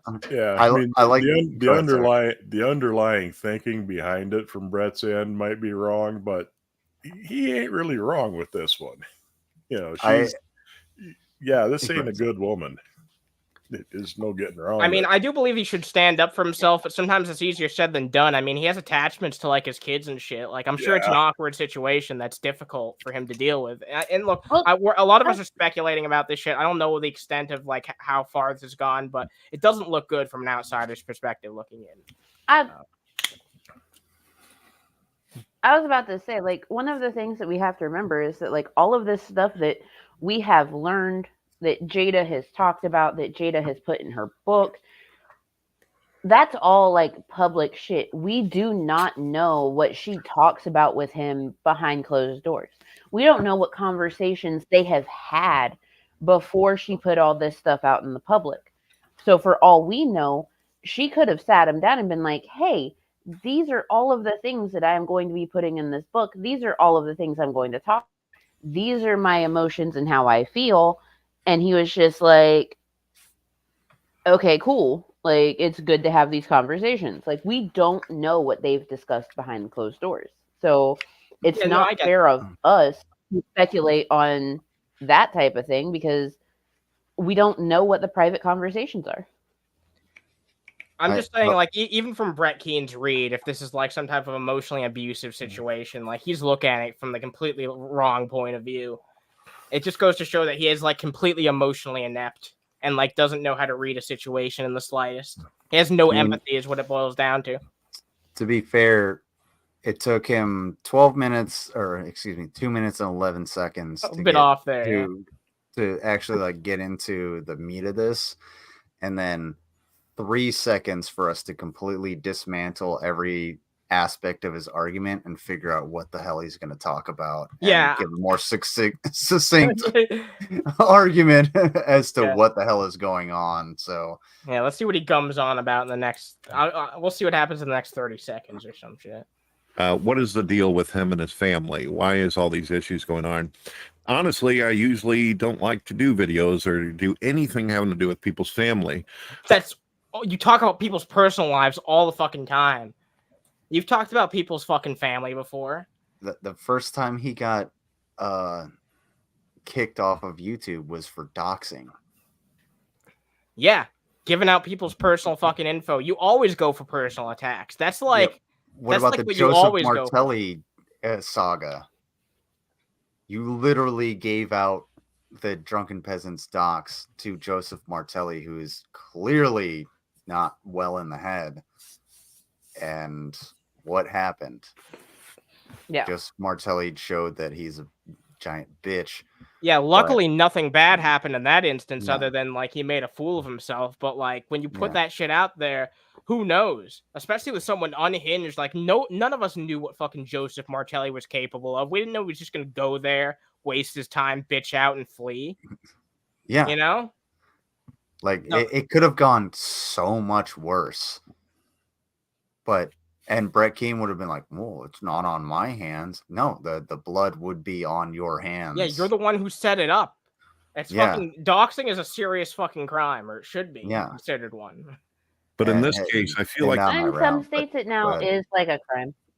All right. Well, I'm glad. I'm glad in some places it is. Yeah, like there's a few states that are finally catching up with the digital era, and so using someone's information maliciously online to levy attacks against them or do things like swatting and stuff like that, like it is a crime. Canada caught up well before the US did. So if you swat someone from Canada and it gets reported and people find out, you know, the RCMP is going to come knocking at your door if it's reported. Just saying. Contact your lawmakers and let them know about these ideas. These sort of things are easier to enforce in Canada because there's only like 40 people that live there. Yeah, and they're all in Ingloos. Yeah. If you happen to be in Canada and you swat somebody in the United States, you might want to, have a lawyer. Damn, hopefully Ashley is still not here. Hope she doesn't get offended by the igloo call. Will Smith, who I feel oh my god. It's not an insult. Fucking igloos are kind of fucking awesome. He's a very good actor. I've been watching him since I was a young person. I literally grew up with Will Smith. He's around the same age as me, except for I look much older and he still looks, like badass Will Smith. But unfortunately, Will Smith is not a badass like what we see in the movies, apparently. He unfortunately made... I would never really describe him as a badass. I'd say he's someone who has a lot of charisma, sure, but like a badass? No, he's not like a Dwayne "The Rock" Johnson, you know what I mean? Or a fucking Vin Diesel or some shit. Like, he doesn't have that appearance of like a strong man. I mean, I'm not insulting him in a way, but he's not that kind of guy, He has like, other fucking values. If Will Smith punched me in the face, I probably wouldn't get up outside of the hospital. But first of all, Suicide Squad fucking sucked. It was all terrible, of them. It's one of the worst fucking movies ever. But okay, the first Suicide Squad was fucking terrible. The first Suicide Squad. Now, everyone pretty much ignores that and goes with the second Suicide Squad, which does not have Will Smith in it and has John Cena in it. And that one is indeed infinitely better. It's a million times better. That is one of my favorite comic book movies ever. Now, you know what? It was amazing. You know what's a better John Cena movie? The Marine. Does anyone else remember when... so bad. Brett Keane's talking about, Will Smith coming off as like this badass when it comes to movies, but does he forget that Wild Wild West was a movie? Yeah, no, that was a huge commercial failure as far as I'm Wait, that was it wasn't too bad of a movie. It was fairly entertaining, but yeah, but it flopped at the box office. Yeah, like... and it wasn't all that good, but it was okay. He does not have a good reputation of films, I will say. The best thing that I can think in terms of reception that he's been in is Independence Day. Yeah, I saw that as soon as I saw it. It was Independence Day. Yeah. Yeah, that's a good example. Is a great. Yeah, I will give him that. That's definitely a good. We can give Will Smith this. Yeah, he is a fantastic actor, but he is just not. He's not put into the most. But his talent gets misused all the time. Let's be honest. Yeah, that's a really good. That's a really good way to put it. The one time that his talents were really used, the movie was overall kind of bad, but at the same time, it was actually pretty fucking good when it comes to the emotional aspect, the Pursuit of Happiness. Mm-hmm. That definitely showed his range because he had just gotten done doing a whole bunch of comedies. And then he did Pursuit of Happiness, and people were like, oh, he can actually be fucking serious. After he got done doing Men in Black. And Men in Black. Oh my God, that movie where he was the dating coach or whatever. He had the allergic reaction, his face full up. Hitch, that's the one. He got done doing all of those, and then suddenly Pursuit of Happiness came out, and people were like, oh, he has range. And it's yeah, that's... Yeah. I bent down to pick up my lighter, and I flopped on my ass. I had a Brett Keane moment. The mistake that a lot of average layman people do, as well as celebrities. And he married someone that he thought was attractive. He married someone he thought that was sharing in his goals, ambitions, and dreams. A lot of people make that mistake where they don't get... It's a lot of big assumptions. You don't know what fucking reason they decided to get together. Let's be entirely fucking honest. All we can use is shit that's been said and put out there fucking publicly. You know what I mean? I do not care about the relationships between celebrities. Me neither. That's why I don't understand why you have to... this is just basically him coming up with a big conspiracy theory that Will Smith is gay because he won't stand up for himself in this situation. Who cares? I don't give a fuck what these multi-millionaire pieces of shit do. They're like cows. It's fun to point and laugh now and then, but if they all disappeared, it doesn't fucking matter to me. Agreed. No. Yeah. And I was talking to Underhaven about the Kelceys, Travis Kelce, and everybody's like, "Oh, he's dating Taylor Swift." The guy's a fucking douchebag. I went to school with that motherfucker from kindergarten to 12th grade. He's just kind of a fucking turd. Why the fuck do I care? He's a multi-millionaire dude that fondles balls for a living. Well, there's more important things going on in the world than this dipshit and Taylor Swift's next album, where she cries about the fact that she broke up with another dude. Yeah, ultimately, it's just not fun to talk about Brett Keane and comment over him these days because it's not like a ball fondling good time. It's like fucking putting my balls through a fucking wood chipper. Honestly, I can fondle my own balls. I got two hands. Yeah, don't need Brett Keane to do it for me. Smoke, yeah. Look, I can watch this. See, exactly. Check me out in the middle stall. Actually, know someone local truck stop. The next thing they know, they're fucked for the rest of their life, and it's true. There's very few people out there. If you get yourself into a bad marriage, even if you leave that person, even if they leave you, or there's a big old divorce that ensues, if you've had children with this person, that shit's going to affect you for the rest of your fucking life with your kids and your people. And even if you find another woman who makes your life beautiful, you'll always have to participate and be involved where you're constantly reminded. It's even 100 times worse whenever you're involved with someone who is also... What's the advice here? Don't take a chance on anyone ever and get fucking married? Don't rush into fucking marriages, but who are you to judge fucking people's life choices? You aren't even willing to fucking pull your own weight in your marriage, and that is a lot of weight, let's be honest. That is a lot of weight, and Like, you actively have beaten your wife. We have seen the court documents from you beating your wife. We know that you spent your birthday one year completely alone because of a restraining order between you, your wife, and your kids, your adult kids, because you beat your fucking wife. Like, who are you to talk about this shit? You know, sometimes I ask myself, come on, Gord. You're not a judge of character for what constitutes a good goddamn marriage, that's for sure. That's been shown on display time and time again. And unlike the fucking shit with Jada and fucking Will, that stuff's well documented. Shit that you can look at for hours and hours on end to see how shitty fucking Brett is to not only himself and people around him, but also fucking his family. And the dude, like, just the aesthetic that I've been looking at of Brett Keane fits Brett Keane so well.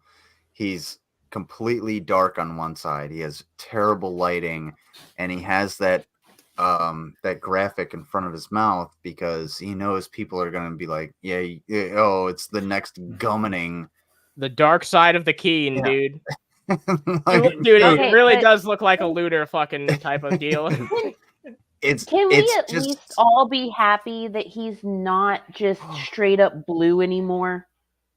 Yeah, he's past his blue period, yeah. He was blue for like 2 years. Give me 1 second. I'll be right back. Now listen up, here's a story about we might be able to get a copyright strike. That's going to get stuck in my head. Fuck you. Oh no, that's one of my favorite songs of all time. I'm gonna admit to that live on air. But I fucking love that song. Like, the music video is fucking great too. It's Pog, yeah. Damn, we got 25 beautiful people in here, pretty consistently for a while. So if you guys want to drop a like, it would help out a whole fucking lot. We'll watch a little bit more of this, and then we'll probably move on. I'm not watching all of this, that's for sure. I don't know if I can yammer on about this shit for 20 minutes, but. Celebrity who is also popular and constantly in front of news people.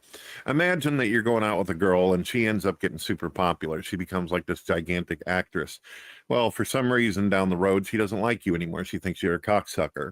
Well, now she's got 100,000 reporters all over her. And if she decides that she wants to make you look like an asshole, whether you're a popular celebrity or just an average layman person, so he's acknowledging all, like, even if all these fucking hypotheticals he's saying are true, which is like a massive fucking assumption to make, but even if they are fucking true, he's acknowledging that, that would place Will Smith in a really fucking shitty situation, but he's still gonna make fun of him anyway. He's not gonna like actually feel fucking empathy for this dude and try to stand up for him. No, he's just gonna continue to fucking shit on him and make him belittled. Like, that's terrible. Like, what if this was like a more concrete fucking case where it was like clearly someone being fucking abused and Brett Keane pulled out the same shit just because it was a man receiving that abuse? He'd probably have the exact same opinion no matter who it was if he has this fucking standard, if he's anywhere close to consistent. So he supports abuse in that case. This just plays into what I was talking about at the start of this video. Like, even if Jada is a piece of shit, like, he's going to blame Will for not standing up to her. He's going to blame the man because in Brett Keane's eyes, in his biblical fucking world, women are lesser. And it's always going to be Will's fault. And you know what? I'm going to say it right now.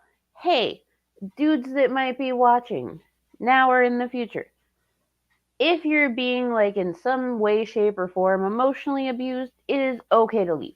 It is okay to get the fuck out. It is okay to check on your mental health. It is okay to find someone to talk to about your mental health.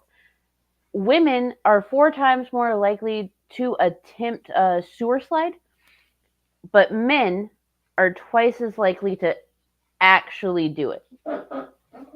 So, like, check on your mentals, check on your people. Men, it is okay to fucking ask for help. Yep. Yes. It doesn't make you any less of a man or an adult or whatever the fuck you want to look at it as. Like, it's nothing wrong with that. Nothing's wrong with asking for help. Yeah. I just wanted to point something out that I noticed about Brett Keane. That's why I dipped out for just a second. All right. So I work landscaping, and oftentimes I gotta, like, weed whack and, cut things down and whatever. So I have to wear eye protection. These are the eye protection that I was given in the summer.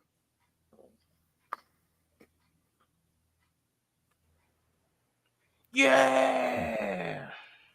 He's wearing he's literally wearing fucking like shaded eye pro. Wow. Yeah. These are like, I don't know, $20 for a pack of 10. All those years looking at the screen, it's gotta fucking whip those things out. Dude, it's like he can't even get like gas station sunglasses. The ones that I had on earlier are just like wish.com sunglasses. I was like, oh, these look fucking cool. And I got them. It's literally just gas station fucking eye pro.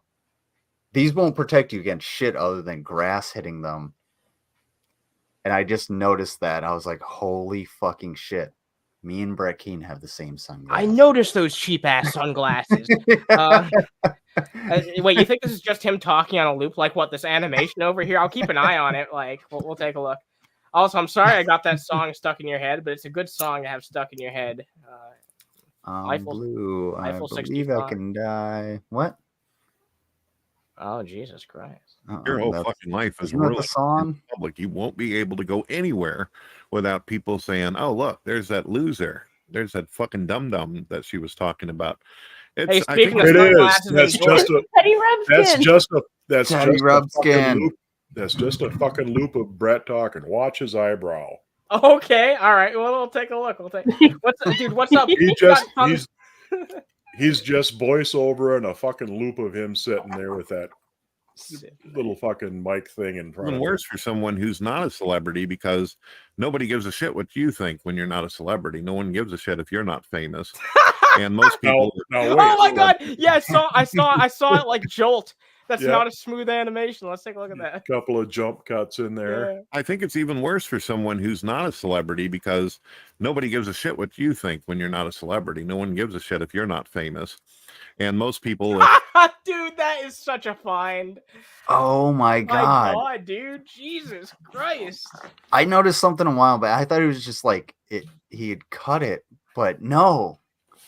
Now that you pointed out, it's just an animation. That's about a 6 or 7 second fucking loop that he's just running over and over again. Mud has the best eye of anyone on this panel. He's discovered 2 fucking gems tonight that neither of us have fucking. Wait, what was the first gem that he discovered? I wasn't here.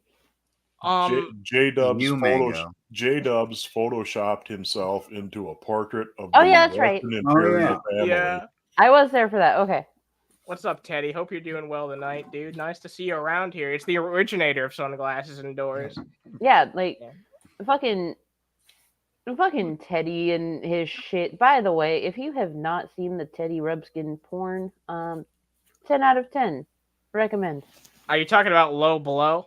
10 out of 10. Dick Rockwell. Recommend you as a person for not seeing it, or 10 out of 10 you recommend? I recommend you going and seeing it. Like that shit's hilarious. All right, I gotta get out of here, guys. I got a VPN to hit up. Oh god! All right. No, I'm kidding. Hey, go fucking blow your load to Dick Rockwell and come see us after that.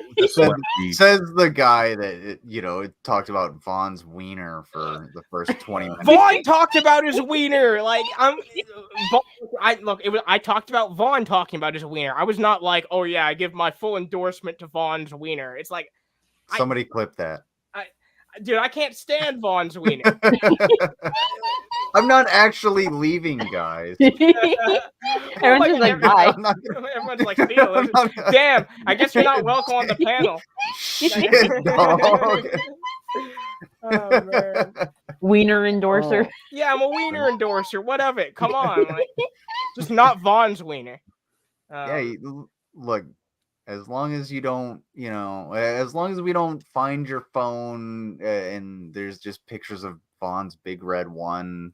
His big red one, yeah.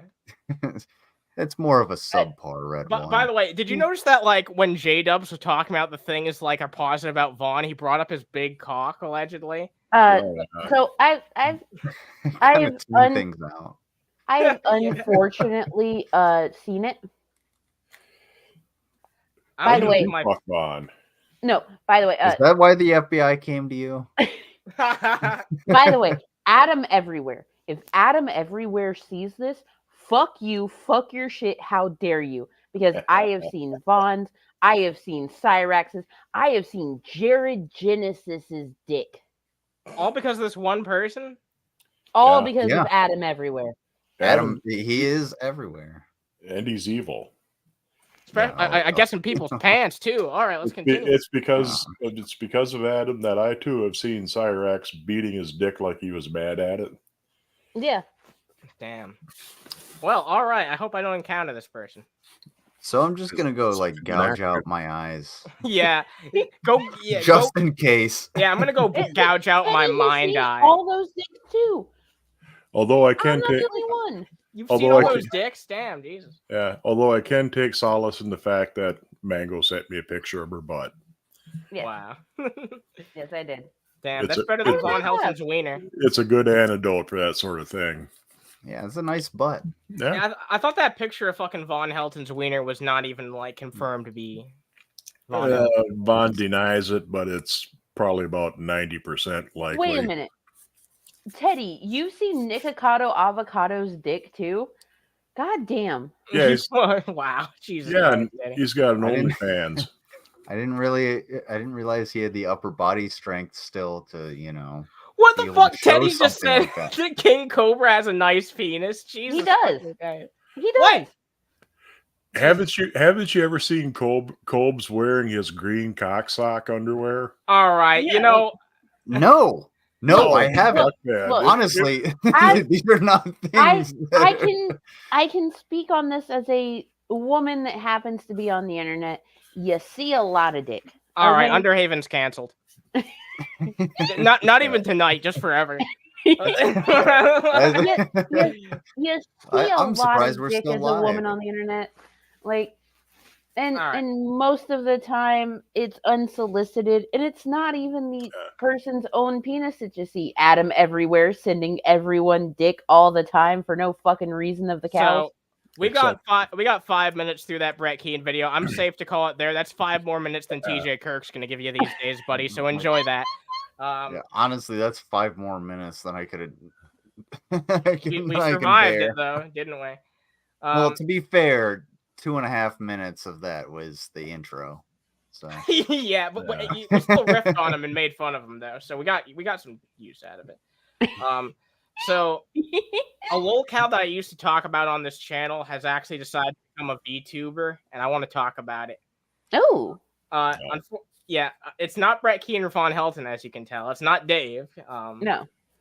But it's someone who I had beef with, who did like a 45-minute video responding to me, and I still have to respond to that because I took a huge retirement from like video making. I got to get back into that and respond eventually. But Mr. Dapperton here has become a VTuber. Oh my fucking god! I knew it. Also known as Anarchy Ball, for people who know him from way back in the day. But Mr. Dapperton here is an anarcho-capitalist YouTuber, now VTuber. I was gonna say, it was like, that looks so familiar, but fucking Mr. Dapperton. Yeah, I used to have beef with the drunken peasants occasionally. Yeah, they like really trounced this stupid. Yeah, they trashed him constantly. That was back when he was Anarchy Ball, though. I don't think that after he became Mr. Dapperton, they ever really talked about him. Blaine's just like, Anarchy Ball still exists. Yes, Anarchy Ball still exists. He became Mr. Dapperton. And yeah, now he's a VTuber. So and apparently he's got a portrait of Colonel Sanders' junk in the background. No, that's it. That's supposed to be him. Oh. Let's see what he has to say. He's going to be talking about that that thing that happened in the Canadian Parliament involving the fucking miscommunication about that fucking World War II Nazi thing. Okay. Yeah. He's going to act like this is like the biggest fucking smoking gun, even though this was like, to my understanding, that was like a big misunderstanding, like as far as I'm aware. Yeah. But he's going to act like it was all intentional. So let's take a look. At least as far as I'm aware, he tries to pass it off early on, like that was some intentional thing, but we'll see what he has to say.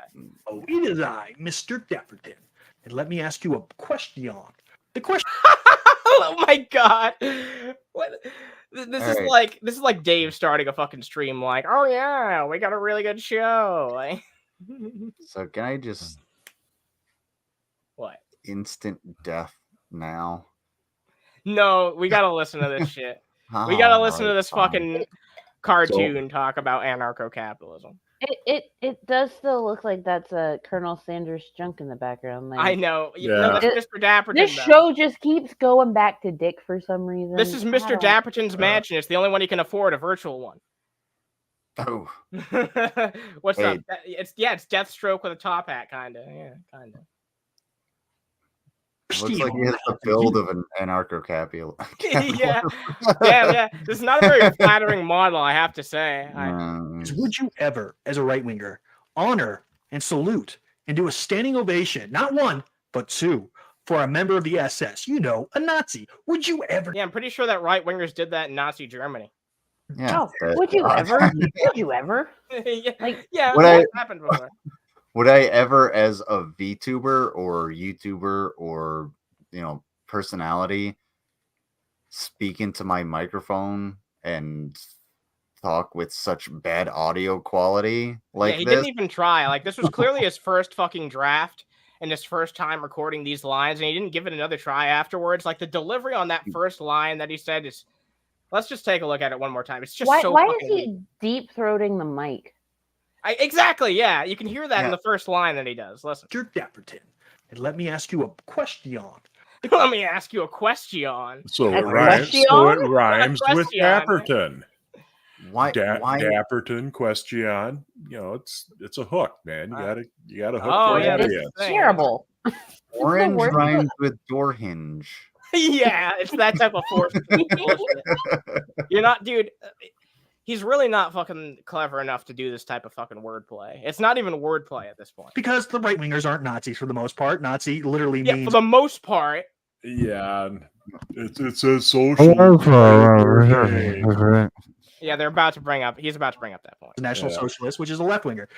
Anyways, would it surprise you if I told you that the left wingers, a lot of them, of the Canadian Parliament, did a standing ovation for Hitler's fucking idea of fucking socialism was completely fucking different from what you would see in fucking Soviet Russia and the other parts of the world. So yeah, and North Korea is the Democratic Republic of North Korea. Yeah, it's not very democratic. Democratic People's Republic. Yeah, not very democratic of a place. So yeah, labels don't always mean a lot. There just happens to be one person on the ballot.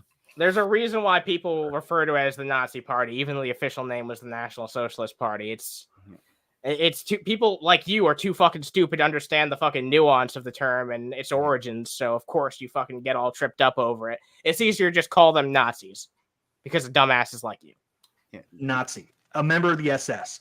And again, it wasn't just one standing ovation, it was two. And it wasn't just just a standing ovation. They honored him and they awarded him. This is insane. All they had to say... They didn't do it on purpose because he was a fucking Nazi. Like, that's not why that happened. No, they found out afterwards that he was a Nazi. Yeah, he conveniently left out that fucking context. Unless he brings it up, like, towards the end here. But even then, he should be bringing that up right now. Like... this is not the gotcha you think it is. If the people who did this shit didn't even know who they were acknowledging in that regard, if it was a big misunderstanding and right wingers did this, I wouldn't hold it against them. I'd be like, that's pretty fucking stupid. But it doesn't say anything about being left wing or right wing just because you accidentally fucking endorse something you didn't mean to. Hey, excuse you. You've got to understand that it does not matter because he's ANCAP. He does not look at context. He will not give proper context. He's an ANCAP. He is going to do exactly what conservative Republicans do, and he is going to take every little thing and twist it to fit his particular narrative. This is the same thing Brett Keane has done with the exact same thing that we looked at just a fucking few minutes ago, where he was trying to twist that whole fucking story between Jade and Will Smith to suit his own fucking narratives. We see Lord of Patriarchy do this exact same fucking shit whenever something comes up in the news and tries to twist it to his own way. Yep, and I get that. Like, we talk about the news here too, and we have our own opinions. We have our own fucking, point of view on shit, but we're not always trying to go out of our way to twist shit to fucking suit a narrative. I like to think that we try to come here with facts on this show and come to conclusions based on those facts. I do my best to research all of the shit that I talk about before I talk about it, because I want to know what all sides are saying on it. I want to know the details. I want to know the nitty gritty of it all. So that way, when I approach it, I can come at it from a fact-based perspective.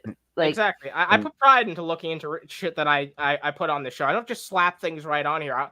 I'll look through, through articles and try to find a secondary source on shit before I talk about it. Like, there's some responsibility you have as a creator, no matter how big your audience is. If it's as small as mine or as big as fucking Mr. Dapperton's, which is not as big as it would suggest from this many fucking subscribers.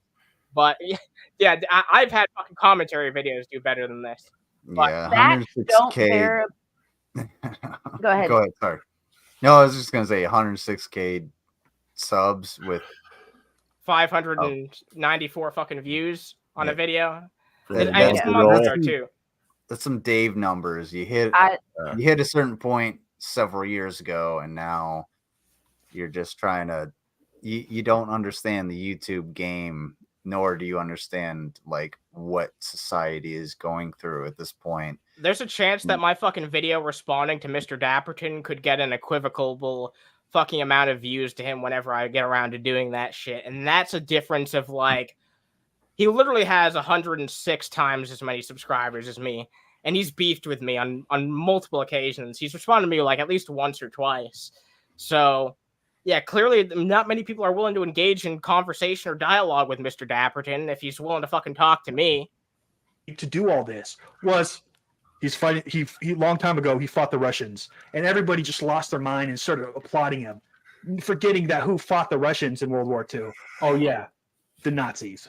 It is absolute outrageous what just happened. See it for yourself if you don't believe me. Enjoy. Okay, there was a time where the Russians and Nazis were actually fucking allied with each other. That changed throughout the course of the war, but. Who fought the Russians in World War II? The Finns. The fucking Finlanders fought the Russians. Yeah, that's and true. They fucked them up. Badly.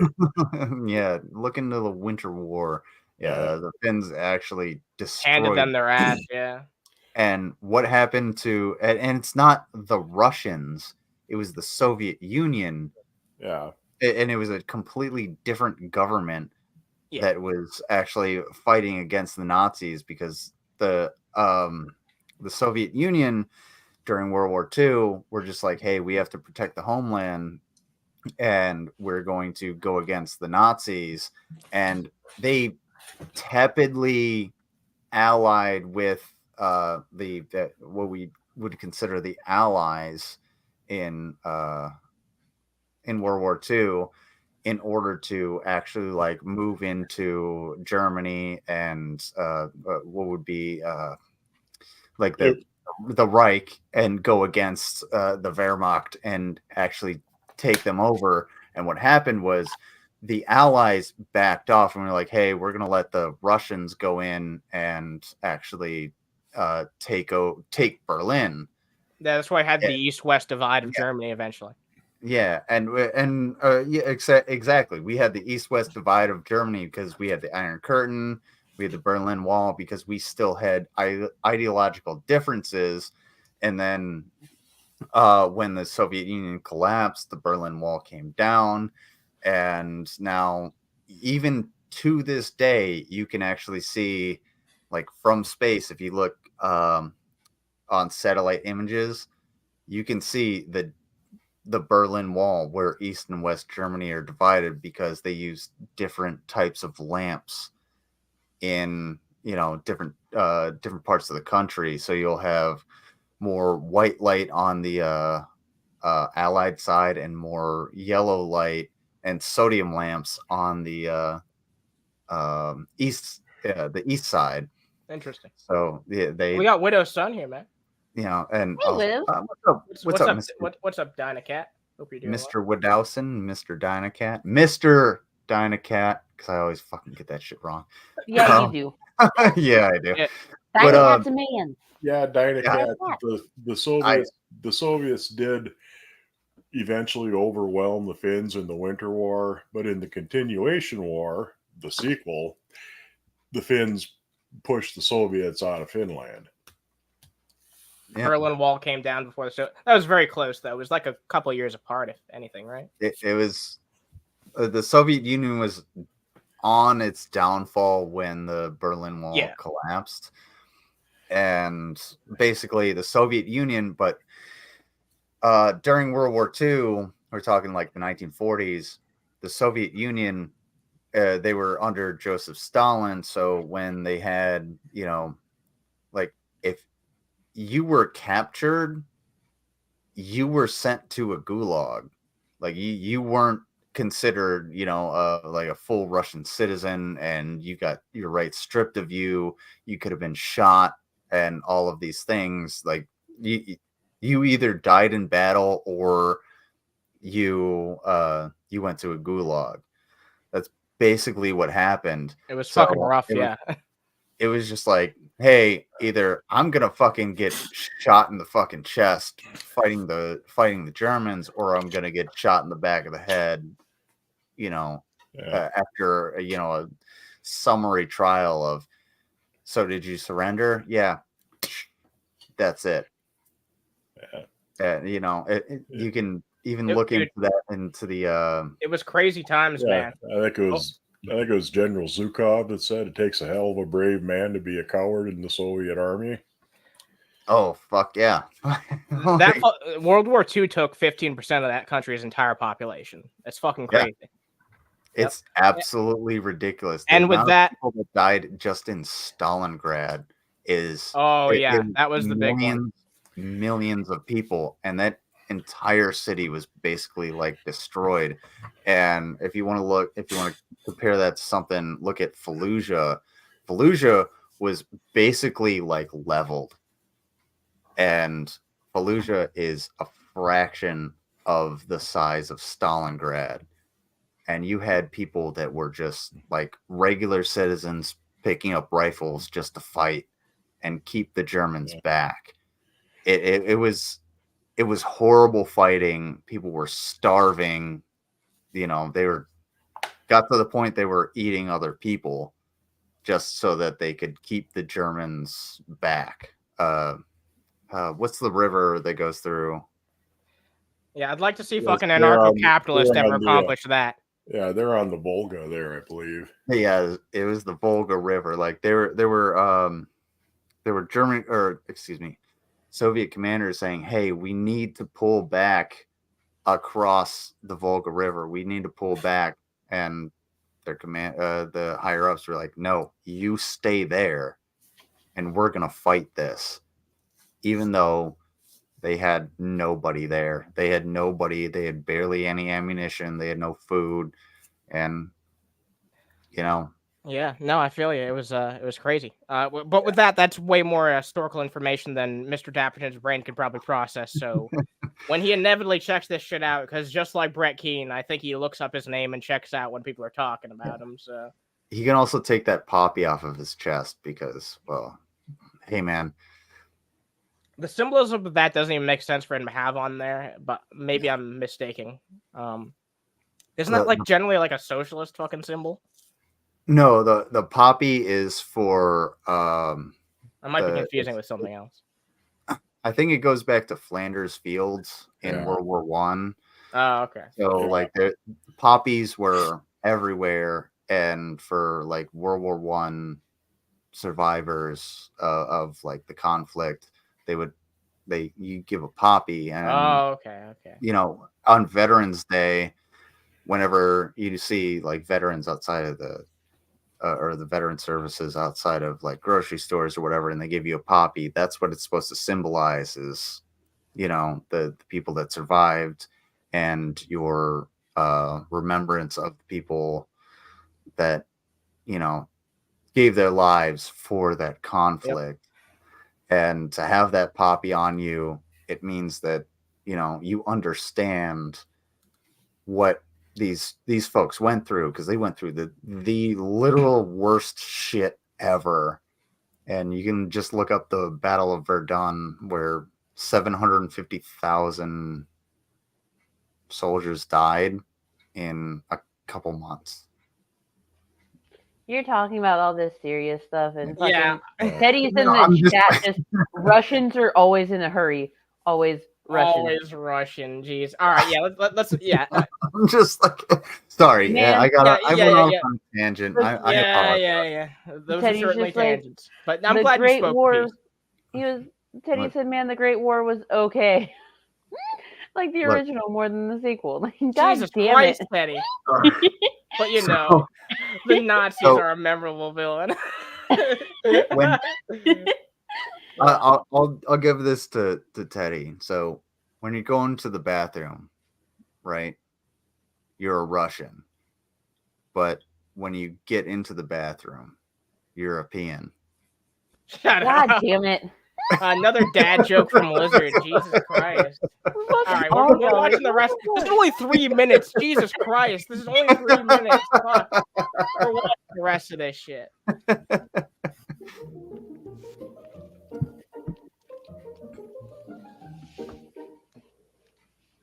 We have here in the chamber today Ukrainian Canadian world veteran from the Second World War who fought the Ukrainian independence against the Russians and continues to support the troops today, even at his age of 98. Can I just say, look at this shitty ass presentation he's got going on here. These shitty ass PNG graphics. Like, this doesn't even look like it's a proper like 3D environment shot. Like, if you had like a real virtual set, I'd be like, that's kind of cool. But This all looks like okay. So, if anyone here has ever watched any movies on Tubi, yeah. If you look up Mark Polonia, who is a director, one of the greatest directors of shitty movies ever. Fantastic. This is one of those layouts. This is one of those barely on a budget shot inside of like the college that he works at film type situation. Like, you can do so much better than that. Why? Why is this? Hey, look, not everybody has $12 for an asset. Yeah, I know. Dude, I have gotten so much good work out of my graphic artist Sinjay. People should check him out on Twitter. Like, he's really talented, but he does really good work for cheap. And like, I've gotten great overlays from him out of like for like $15. Shit that if he didn't change his format like every 5 minutes, that's probably Mr. Dapperton's problem. Is like, he's been live action before. He's just been a PNG. He's been fucking a 3D model, as you can see here. It actually seems like he's been sticking to this. But see, like, he's done this type of shit too, this PNG tuber type of stuff. Let me see if I would actually prefer that.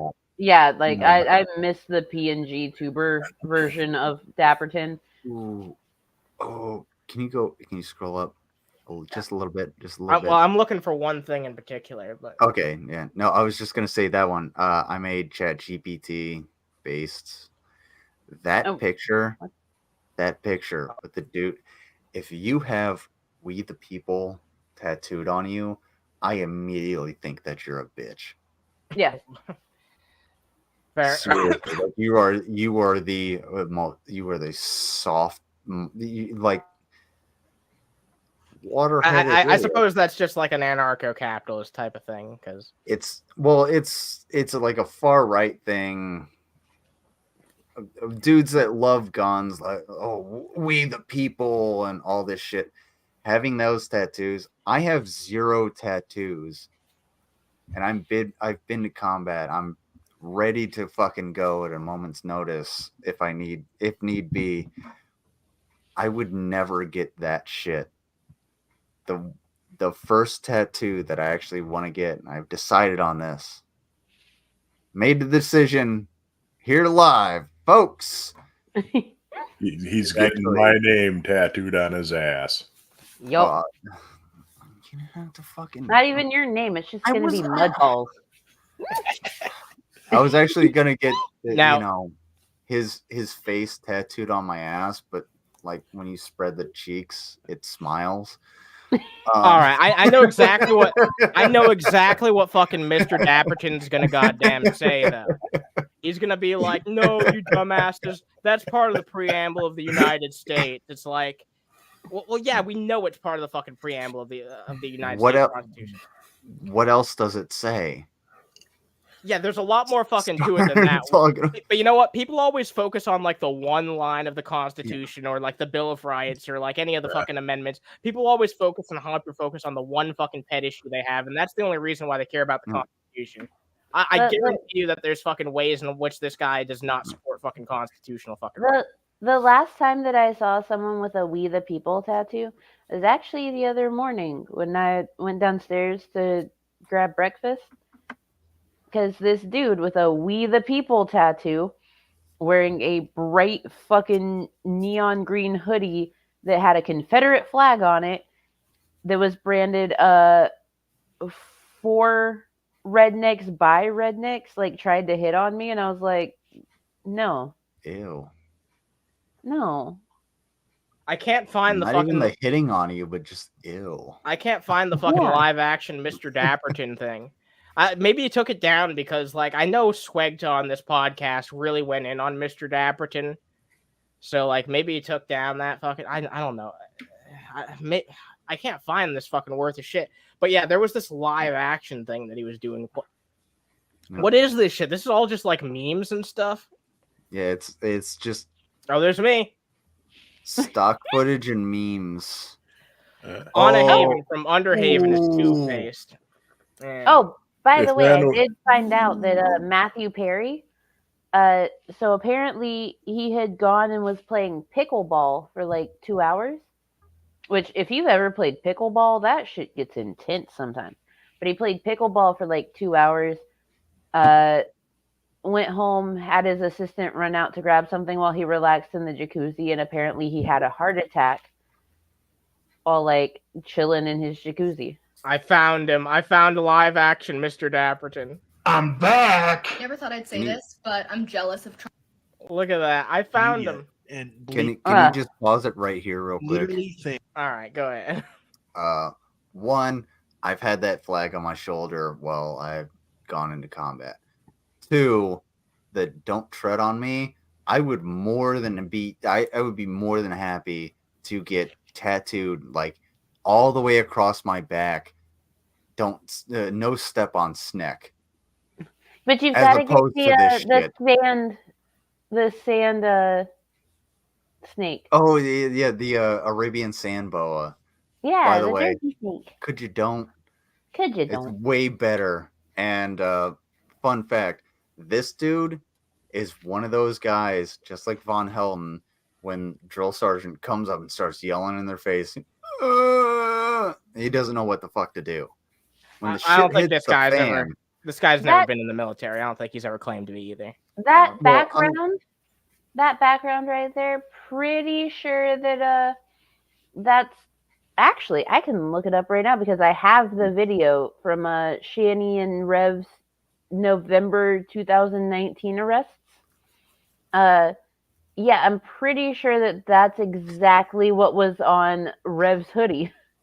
No, he had a Confederate flag. No, it was half U.S. flag, half Confederate flag with the "Don't tread on me" right in the fucking middle. Wait, no way. You have to find that. Dude, I look can that up. pull up the video like right fucking now. Hold on. All right. Do it. All right. And No wow, balls, he turned you won't into a do girl. Yeah, Mr. Dapperton. I just want to say, Mr. Dapperton, I'm back. Never thought I'd congratulations on your transition, Mr. Dapperton. Like, yeah. See, it works on both ways because that's literally a transition. All right, brother. Honestly, I like this version of Mr. Dapperton better. Wow, yeah, just some random fucking chick who's probably way less stupid than Mr. Dapperton. I was just talking about the part where he was silent because you paused it. Fair enough. Let's see the rest of what he has to say on this bullshit. Because right now he's just playing the video, which I've seen this before. I know the context. It doesn't seem like he does, though. Can I say one thing? No. All right, go ahead. I was just gonna say, I understand like I understand the context of this, and Zelensky was there. President Zelensky was there. President Zelensky of Ukraine is like one of the most ideal leaders. He's someone we should look up to because his country was invaded, and the moment it happened, he was just like, that ain't happen. We're not gonna fuck with this shit. So he mobilized all of his citizens, and he was just like, I need to call on, everybody to help us out in any way you can. And he still leads every single day to a T, repelling the invasion of his country.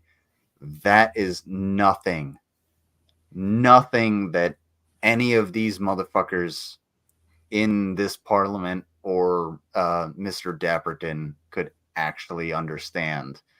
Because when it comes down to it, are you going to fucking pick up a rifle and go to it? And I can imagine when it comes down to it. I want to finish. I really wanted to finish this video first. Oh, okay.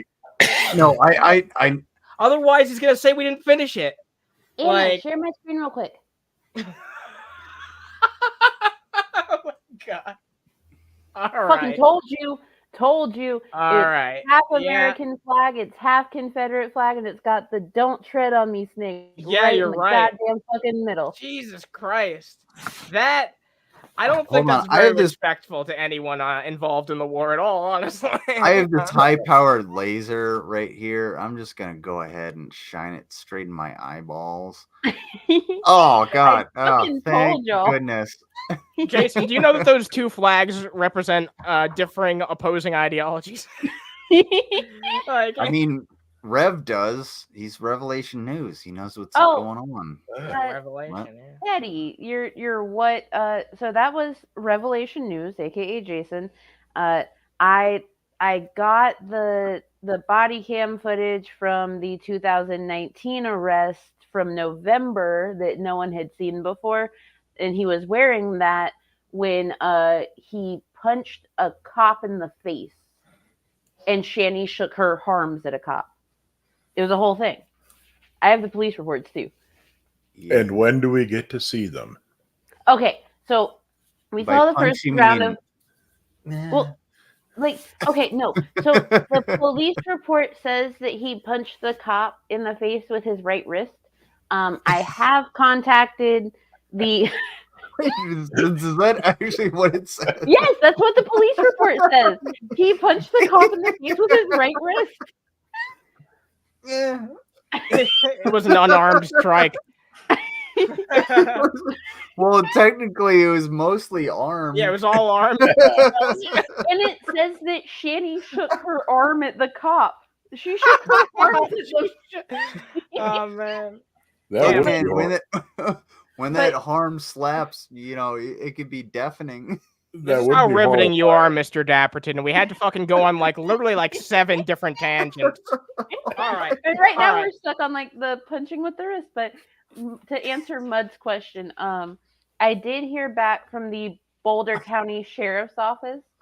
The cop that got punched in the face, at the time, body cams were not required. They were in a trial period. I showed the email to Lizard when I got it. The cop's still in a coma. Oh my god.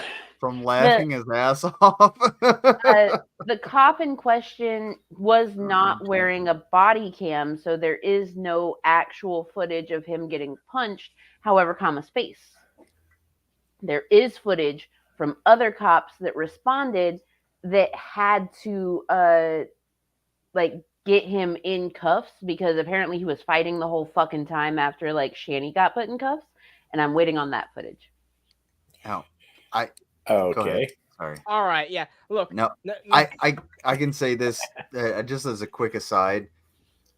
I can say this, having been law enforcement, it's actually really hard to get a single person into handcuffs when they're resisting.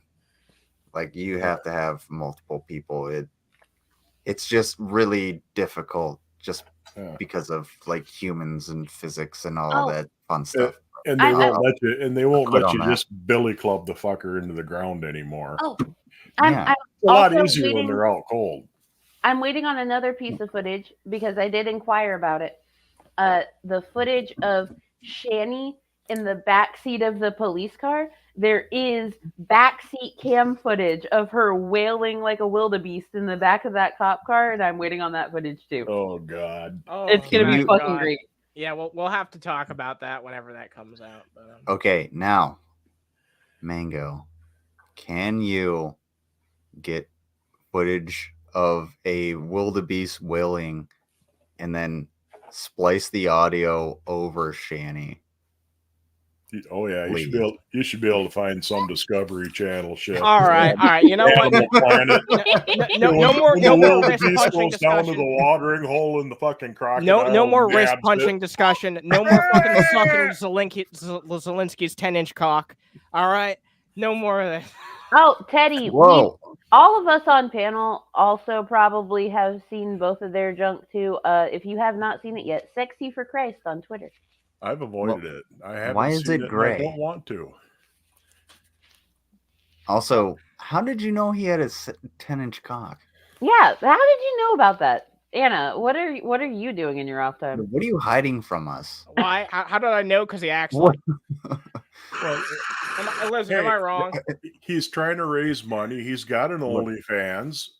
You know, it might even be bigger than that. For all what do you expect Zelensky to do? Yeah, I think the only thing he's raising up is, you know, sexy Ukrainian women. We're just like, duh. Okay.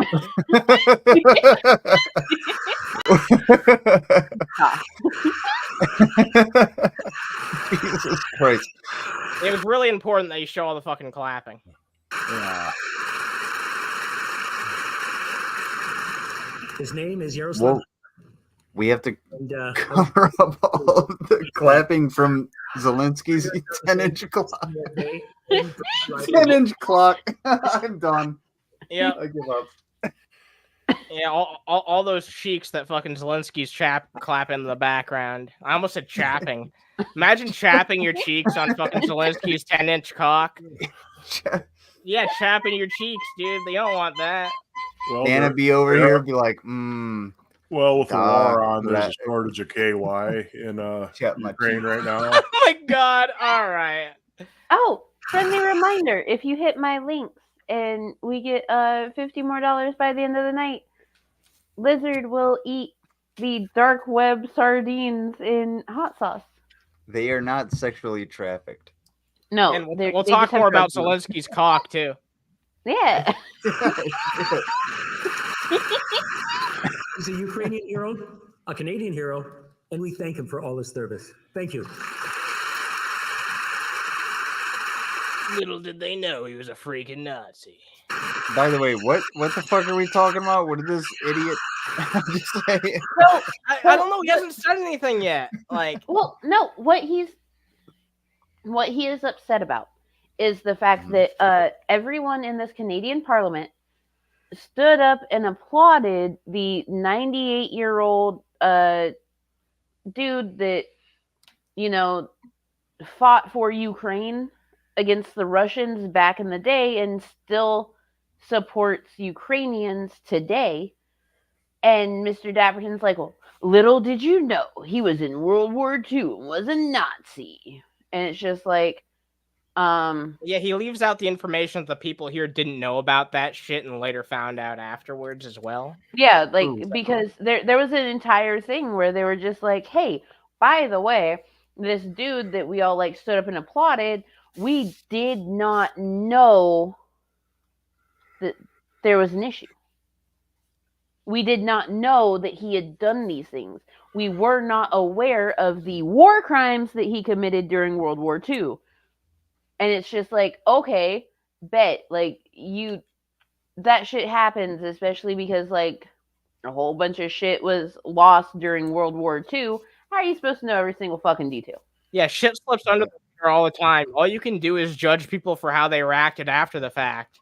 You know, once they found out the truth of the matter, that's how you can judge people based on the reaction to that. But these people were under the assumption that this was just someone who was fighting for Ukrainian independence, and you know, who's to fault them for applauding that if that's all they were going off of? Like, I get, like, look, it kind of says something about our society. It'd be nice if people were willing to do more critical thinking and not just follow around with the crowd and what they have to say.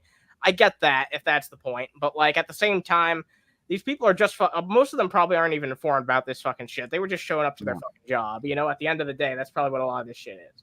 And a lot of these people don't understand, like, humans are gonna human beings are fucking disgusting. Name a country that has not committed a war crime. Definitely not the United States. No, United States. We'll put that off to the side. Those are look. It just happened in the moment. Yeah, but that's exactly what happens. Like when it comes down to it, when conflicts happen, and I use conflict and war kind of, you know, synonymously, substantially. Anyway, no, when you get into that conflict, you're going to do what you need to do, and sometimes things take over, and you're gonna, if you're going against an enemy, you're going to probably do some of the worst shit. And we have hundreds of movies about this shit happening. Look at Platoon, where the dude just beats that dude's head in with a shotgun. He's like, did you see his brain just fall out? What up, baby? That was fucking awesome. And it's just like, no, that's not awesome. And you have to actually think about that. When it comes to actually like being there, none of these people, I would say probably 10% of the people that are, you know, clapping their hands have actually been there. And we're talking about World War II, not like Vietnam, Desert Storm, Iraq, Afghanistan. The things change.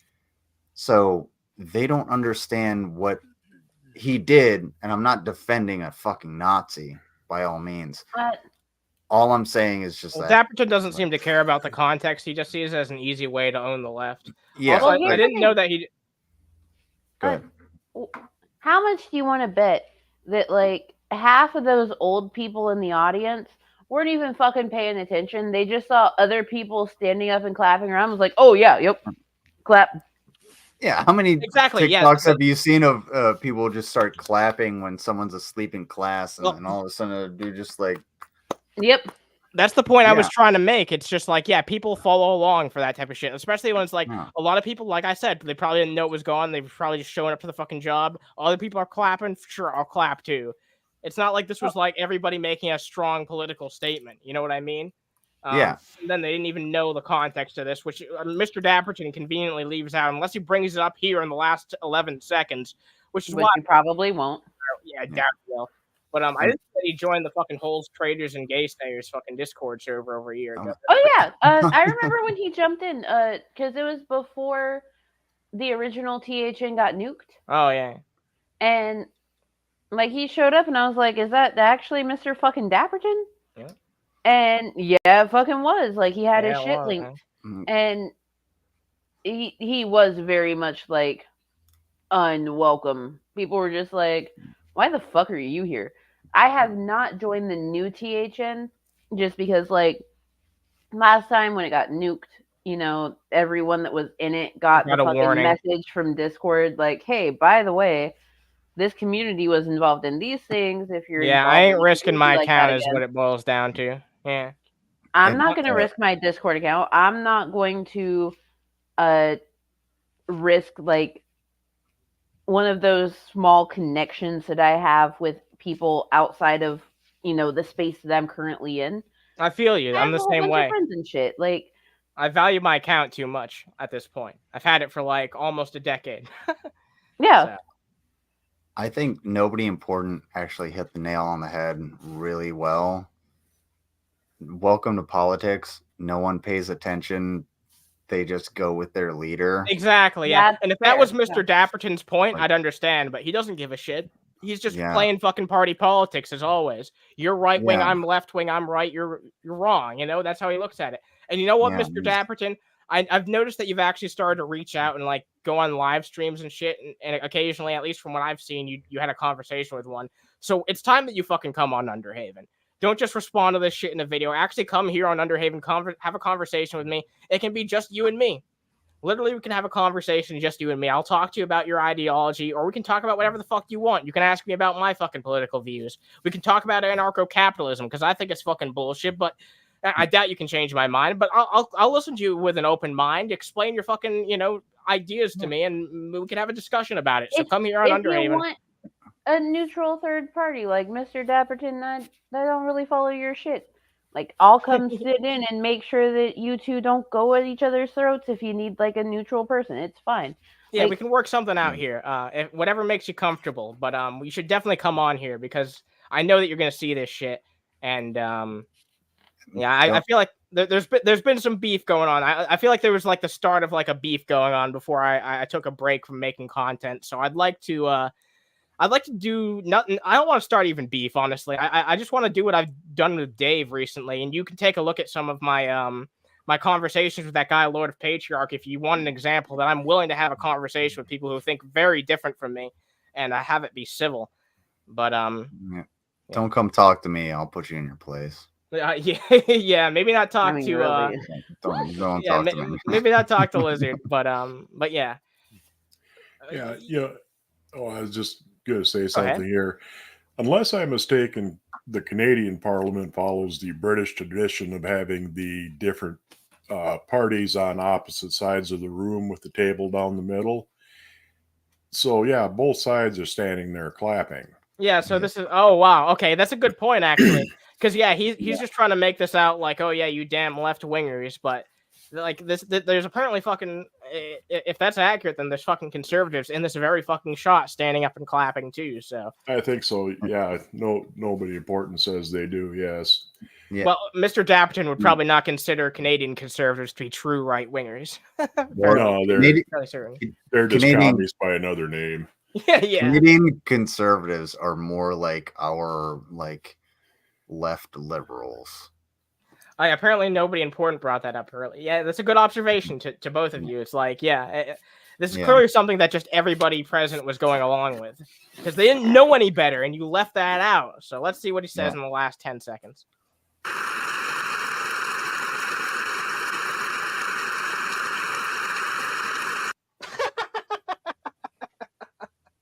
It's just him laughing. You didn't say anything for like a good half of this video. That was saying nothing. I was waiting for your commentary for like 30 minutes because of all our side tangents, and all you have to do is have the audacity to fucking laugh in my face. Yeah, Mr. Context, you piece of shit. Actually, provide the context. You knew what this was actually about. I'm sure when the news broke about it, wasn't a period where it was a very brief period, maybe, where you didn't know that this shit was. But if so, then you should have made a fucking declaration about the truth. You've actually come out and talked about it. Because right now you were just running with this fucking bullshit. And your audience isn't as big as it should be. You still got over 500 views on this, and you spread information. Hey, wait a minute. When did this video come out? September 26th, 2023. About a month ago. About a month ago, yeah. Hold on. All I have to say to Mr. Dapperton is learn how to make a fucking video, dude. I don't know if that's possible. Yeah, and why you didn't even have anything to add at the end? Like, I was expecting a bit of commentary at the end, but it's literally just him laughing with his fucking cringy ass avatar, man. Yeah. Take that poppy off of your avatar. Okay, so that video came out on what day? September 26th, 2023. Okay, On September 25th, 2023, the Canadian speaker apologized for the fact that there was a standing ovation because they didn't know. The day before that video came out, they had already apologized, and the speaker said he subsequently became aware of more information about the person's past, and they shouldn't have done what they did. So, Mr. Dapperton, did you make that video on the 26th, release it without the proper context and information, trying to just like one up the libs? Like, what's your fucking deal? Because you're fucking stupid. He either didn't know or didn't care, and who's to say which one it is? But I mean, it seems like he's looking for any excuse to like call out people on the left. So I'm willing to believe either one at this point. The answer is yes. Yeah. I don't know what I'm more surprised about. Mr. Dapperton being wrong or Canadians apologizing. Hold for laughs. All right. Hey, at least you got one out of mud. Jesus fucking Christ. Apparently, the speaker said, I particularly want to extend my apologies to Jewish communities in Canada and around the world. I accept full responsibility for my actions. Like, they straight up put out like this huge apology to everyone. This was not the right thing to do. No advance notice was provided to the Prime Minister's office nor the Ukrainian delegation about the invitation or the recognition. They did not know. And they apologized the day before that video came out. They put out this huge statement about it. So, they were genuine in their apology, because how the fuck are you supposed to know about, you know, some 98-year-old dude's past if it isn't right in front of your face? Is Dapperton Canadian or American? Don't know. Dapperton's American, I think. I never paid him any attention. So yeah, I don't know many ANCAPs outside of America. I think he's American. Yeah. He also doesn't have any like accent that I can discern, so I'm gonna assume American. Good morning, Keane. Morning. It's pronounced Hyan, just like cyan. Get your 2 cents in, and then I really need to talk about something that's pissing me off, because I just realized something that is getting to me increasingly furious. So get your 2 cents in. I was just gonna say, you know, hey, hopefully you don't have any injuries and you can go to the hospital for free. Like, if you do. Yeah. Because I can. Because I served in the military. But check that into your anarcho-capitalist thing. All right. Yeah, so there's something I really want to talk about here. Because I decided to say nobody important. Oh, did you get a donation? No, doesn't matter. Mango is American, and she gets the proper info. Oh, okay. Oh, I thought you were gonna say, you were gonna talk about Vaughn's wiener again. No, we're not talking about Vaughn's wiener. No, some of that somehow pisses me off even more of that, because I took one day off archiving, and Dave dirty deleted something that I was gonna archive. Oh my god! Of course he did. That bastard. You guys see in the title, right? Dave threatens copyright strike. He threatened Iron Gullet with a copyright strike, and he took down the fucking video.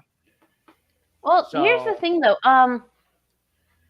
So because Iron Gullet does not make the clips transformative, he does not add anything to them. He doesn't do anything. If Dave leaves those particular streams up, or even has them unlisted on his channel, Dave can copyright strike Iron Gullet.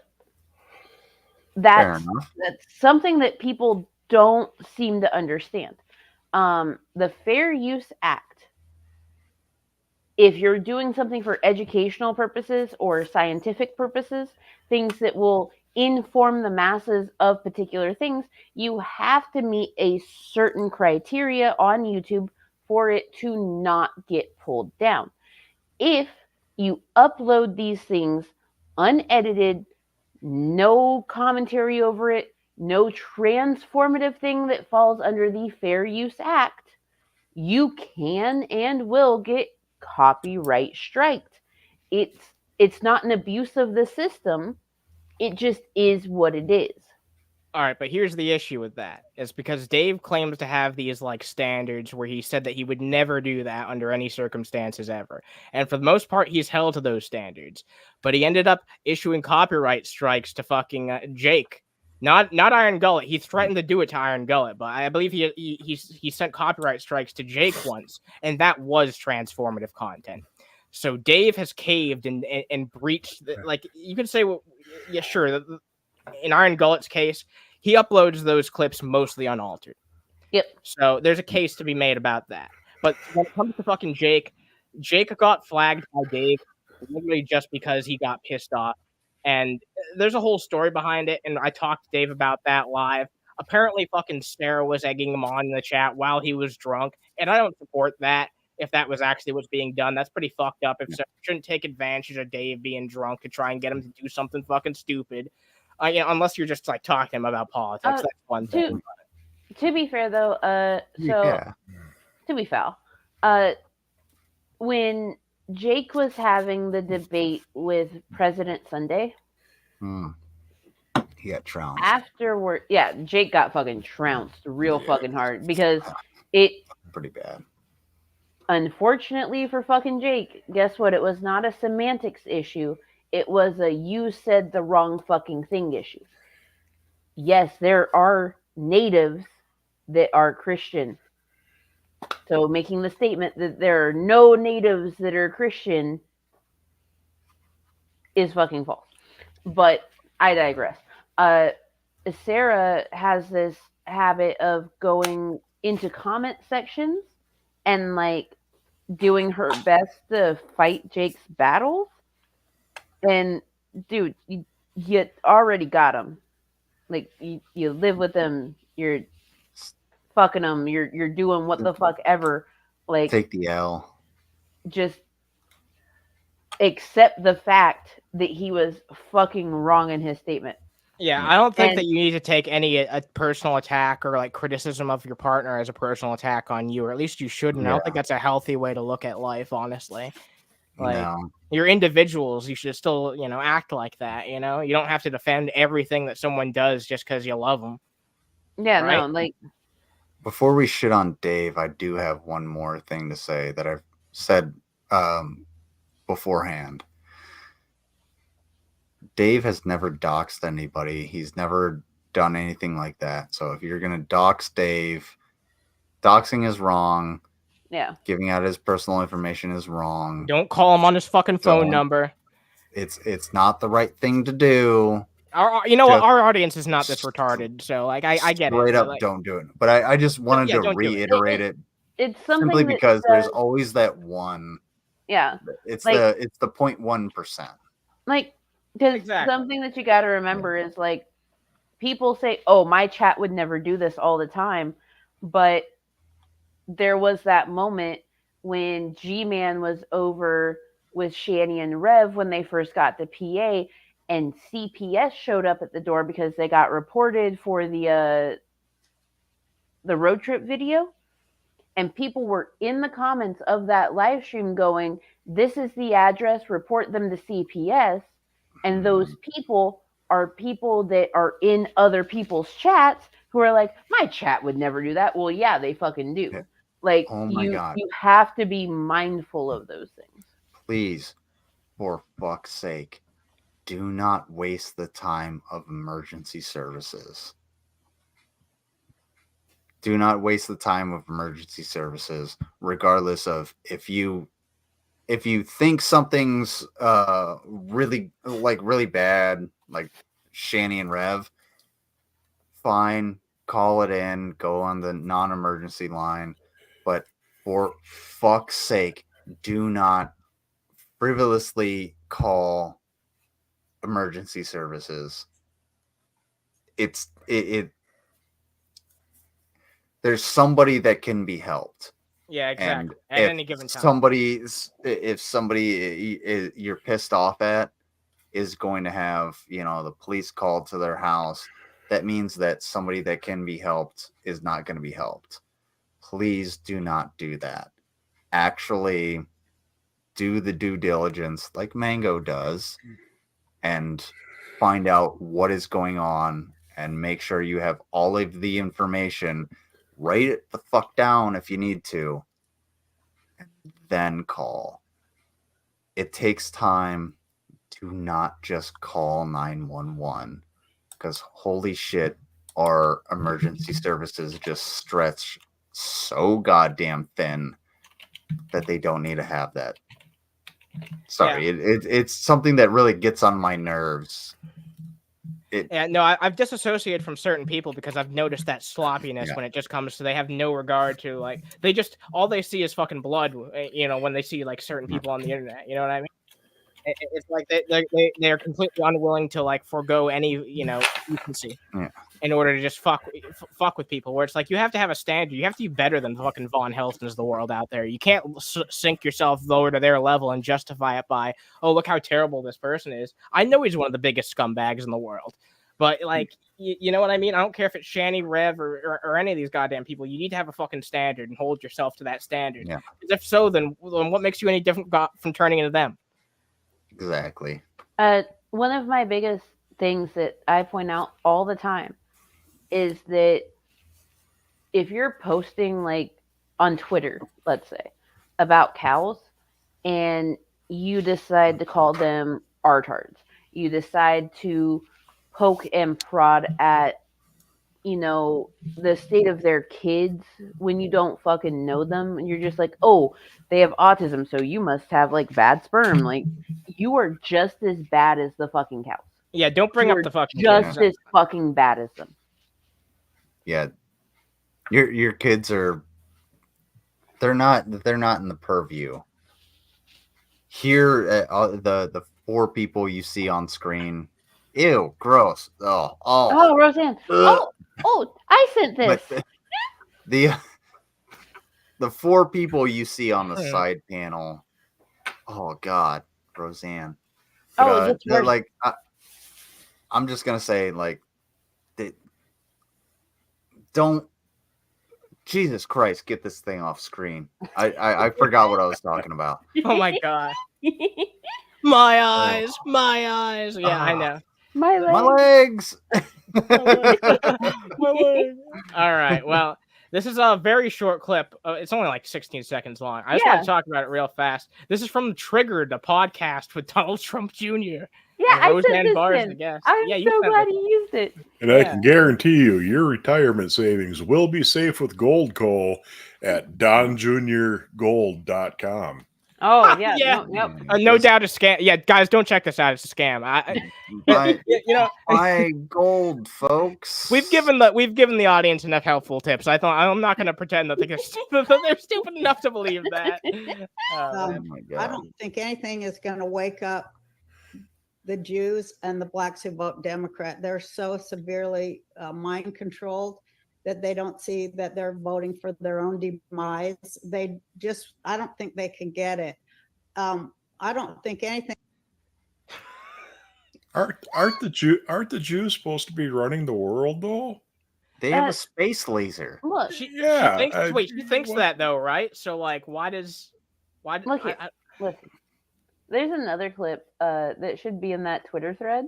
Oh yeah, let me take a look. Like right after that clip, there's another one because that dude, he posted so many clips from that fucking podcast episode. She thinks that voting Democrat is going to ruin people of color and Jewish people. They're voting against themselves with Democratic policies. But then she also has a bunch of opinions about like Israel and Palestine. Oh, of course she does. Everyone with a fucking mouth has an opinion on that shit, even if they shouldn't. My opinion is, well, We should focus in on the civilians that were not ever a part of that multi-generational, decades-old fucking conflict. We should focus in on the mistreatment of them. It's not here, Bango. I don't see it anywhere in this section thread. Name. It ain't here, Somebody Bango. give me You just passed the clip. I did? Yeah.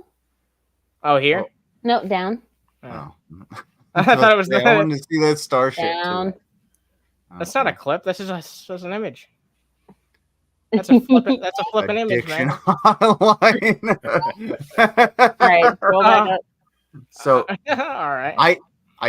I seriously name a Republican policy. Build a wall and make Mexico pay for it. Something that didn't even end up happening. Yeah. Well, I mean, there's already a wall. But what name a policy? Because opposition to policies that the Democrats have. Lock her up. I will. There isn't another clip there because there was one because I saw it and I could have sworn that I posted the link to it. Is that one? I don't know. Maybe this is a different. I think that's the one you just played. Yeah. No, that's the one we just played. Yeah. No, because that dude posted 6 or 7 different clips from that entire thing, and they all were rough. They all just went to show exactly why she got fired. This guy posts something every hour, so I don't even think I'd be able to find it on his feed very easily. Fine. But it stuff like that just goes to show why it's okay that she got fired from her show when they brought it back. When they brought Roseanne back and they decided to rename it after they fired her for Connors, calling black person in government a gorilla, you got fucking fired from your job. And she has doubled down, tripled down, done all of this fuck shit, and it's just no fucking wonder you.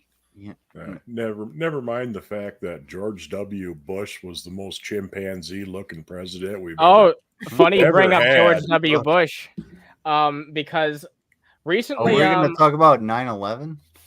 Oh God! Well, it's definitely going to come up because we're going to talk about. Sorry, I just got this whole channel canceled. Did you guys know that, at Spirit Halloween there is a group costume you can buy that's called Never Forget, and it's got powers that you can wear and a little tiny plane costume. Has it really been that long that we're getting Halloween costumes about 9/11? Yeah, that happened. I think there's a good reason nobody here has heard about years it. ago. We're the person that knows about everything. But all right, but here's the thing though. I don't want them to stop there. I want a fucking costume of the Hindenburg disaster and shit. Yeah. The humanity. I want someone to shout that at me while I'm in the Hindenburg costume. That'd be fucking amazing. Can you imagine that? Eat a bunch of cheeseburgers like I do, and then lay on the bed and be like, "Oh, I'm a blimp." And then you can call Mango and be like, "Oh, I don't feel good." Anyway, speaking of W, so a Democrat has actually been trying to float George W. Bush as the House Speaker. As a bipartisan proposal, they're trying to say. All this fucking shit that's going on in the Middle East, and they want to give us the guy back who got us into this shit to begin with? Really? So I don't think go ahead. Sorry. First of all, I forget the exact wording. Doesn't it say that the speaker shall be elected from members of the House? I don't think that. Yeah, I'm not really sure either. It might not be specific, but I kind of thought it was. It's been a long time. I don't think the speaker has to be a member of the House. Yeah, I'm not sure on it. I'd have to double check. But anyway, he couldn't be Speaker of the House anyway because he's in line to be president and he's already served 2 terms. True. He couldn't fulfill that part of his duty. So this Brad Sherman guy didn't even think about it. Like this Brad Sherman guy has less knowledge of our politics than fucking Mudbrooker. That's fucking amazing. I love that, dude.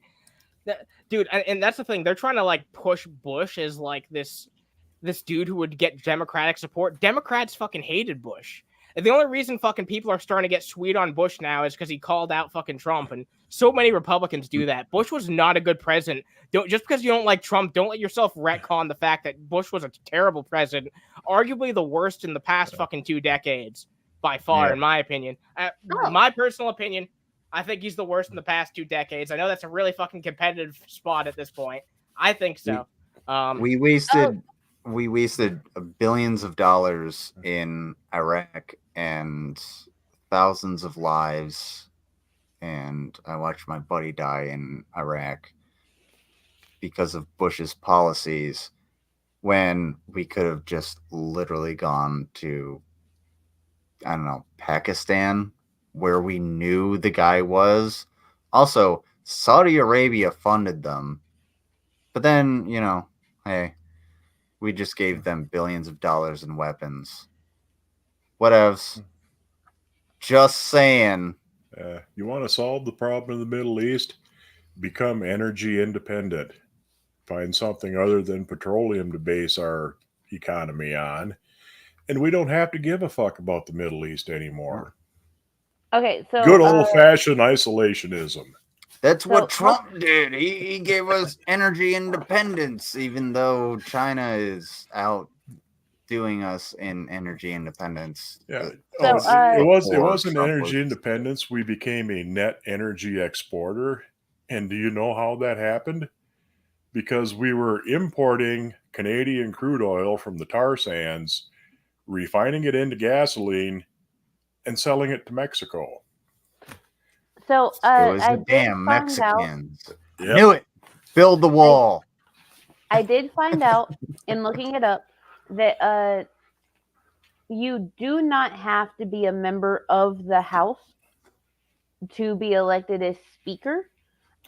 Each party can nominate someone, and like it's each party's caucus or conference that selects a candidate from like senior leaders. So as long as you are part of that party or caucus and you are in some sort of political position, not necessarily in the House, just overall, you can be elected.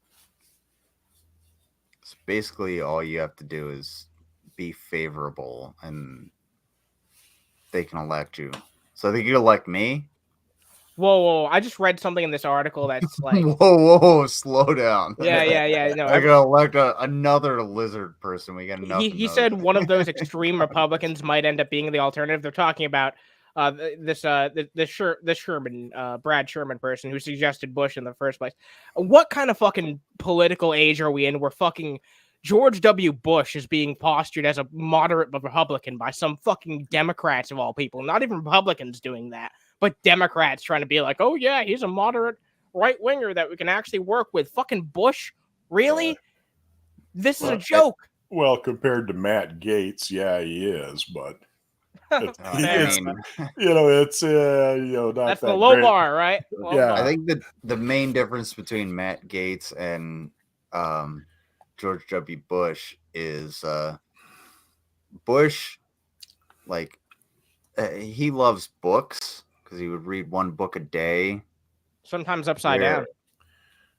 Whereas Matt Gaetz loves minors. Oh. With an O. So there you go. Jesus Christ. All right, well. Allegedly. Yeah, allegedly. We're almost at 3 fucking hours. I've been doing this show like halfway through with a headache too, but I think I might still have some coffee. Need more coffee. Let's go. We got another 3 hours in us. Talking to Lizard will do that to you. Don't get that shit stuck in my head right now. What? Hillary in the house. Hillary in the White House. Have you ever heard that? Have you ever heard that, Mud? Heard what? Oh no, I'm showing a little bit to Mud. Yes. Okay, I'm gonna go watch some like Live Leak instead of hearing this song. All right, have fun with it. You can miss out on the fun. You can miss out on the fun, buddy. All right, We're people in the having audience.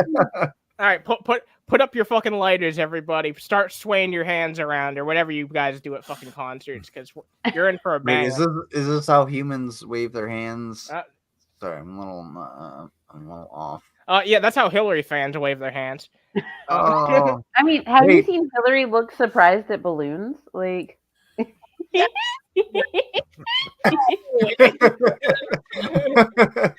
I remember she's got the wackiest facial expression on her face. Hillary in the house.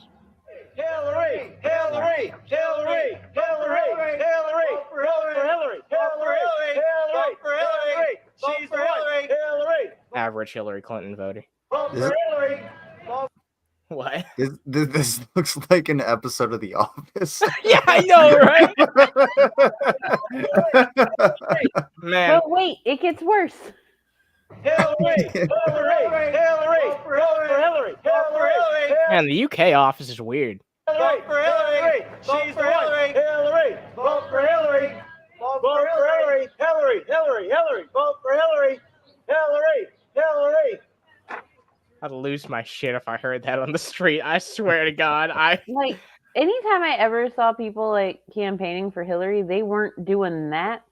They were just kind of like walking up and down the sidewalk, like, "Oh, hey, are you voting this year? Have you considered who you're voting for? Try Hillary." I've never seen someone. Like, I've never seen someone with this type of enthusiasm for Hillary. Not even this type of enthusiasm for Bernie. It's like, I get they're putting on like a show here, but come on, it's a little. Hillary, come on. I like to say that, you know, why would you vote for Donald Trump when he lost to Biden?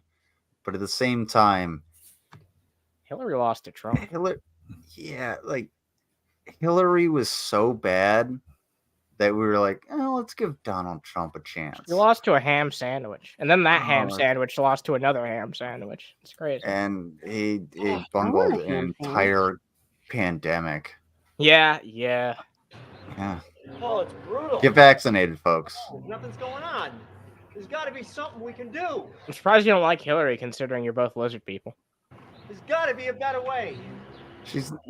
We don't endorse her. All right.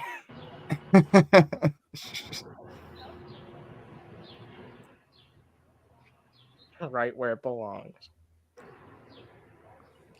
Hillary 2000. You know what's funny is like a lot of times since I worked landscaping, what we'll do is like, hey, I gotta go check the tire, because even if you're like, hey, you can go inside, the bathroom's right in the door, we're just gonna go piss on the tire. Yeah. You mean you don't open the door and hide behind the truck door and piss? What's up, John? Yeah, that's what we do. You open the truck door, you sit on your phone, scrolling through different apps, and you're just like, we got John Jones here. What's up? You're pissing. That's what it reminded me of. I was just like, I pissed in the fucking pissed in the street. And it's like, oh, a Hillary sign. I don't give a shit. The truck's parked over it. Wait, so you were streaming in the stream? Yeah. Wait, what? You were putting out your stream in the stream, basically. Oh, I've done that. Typically when I take Sasha out to the woods, and I'm like, man, I gotta pee, I'll pee in the stream. Be like, I'll do it at the end of the stream. You know, a bit of stream and stream action, yeah. Yeah, so that it just sort of flows in. I'm like, urine. No. Well, all right, let's move on. Clinton is the one. Here it is, let's go. A masterpiece.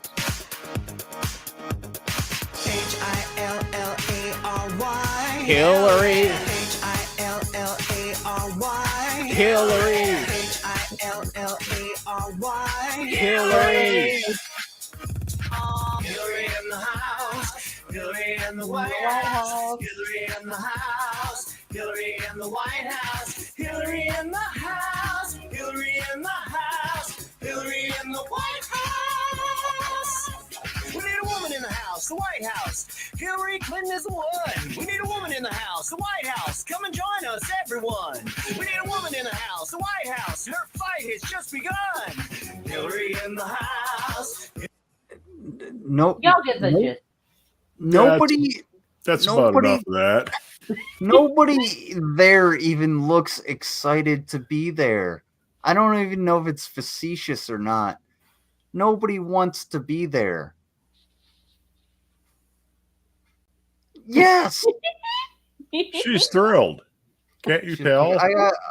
I got $20 for this. Yeah, she's like, well, at least I got a free lunch out of this one. You know? Maybe I can be an extra on Taxi. Oh no, that was canceled. Maybe I can put this on my resume. I don't know. Where's your happy face? This is my happy face. Yeah, this is the happiest I can get endorsing Hillary. All of the people there are just like, wait, did I just go to hell? Yeah, apparently. I guarantee you it wouldn't be very much different from that. Like, eternal hell to me would definitely be campaigning for Hillary Clinton. Like, what? I bet all of them showed up for this thing and they were just like, okay, it's just like a standard video shoot or whatever. Like, we just have to stand here, hold signs. And then that dude comes out in that costume and they're like, what the fuck? Is that a real thing? Like, were they serious?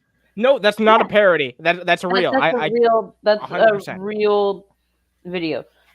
Much like how there was a little person from Puerto Rico that endorsed Hillary, and Billy endorsed Hillary? He did. She danced to the song to the beat of my drum, and like she was just supporting Hillary. Like, these are not parody videos. These are actual things that people do because unfortunately Hillary had real voters. Yeah.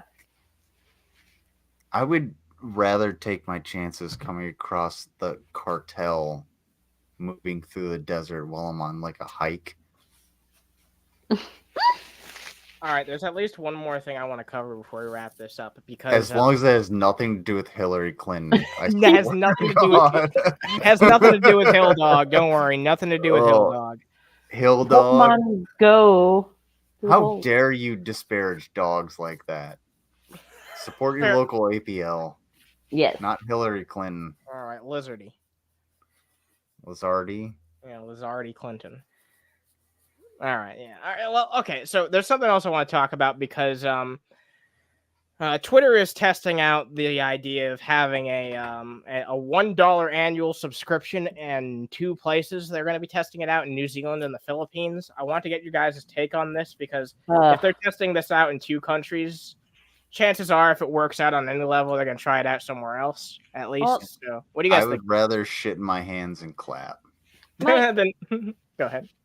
My whole thing is like the 2 countries that they chose to test it out in. Like the Philippines, they have a bunch of guidelines when it comes to, you know, what can and cannot be done on social media, what can and cannot be said. So they chose a place where like they're already under so many eyes that like it's dumb.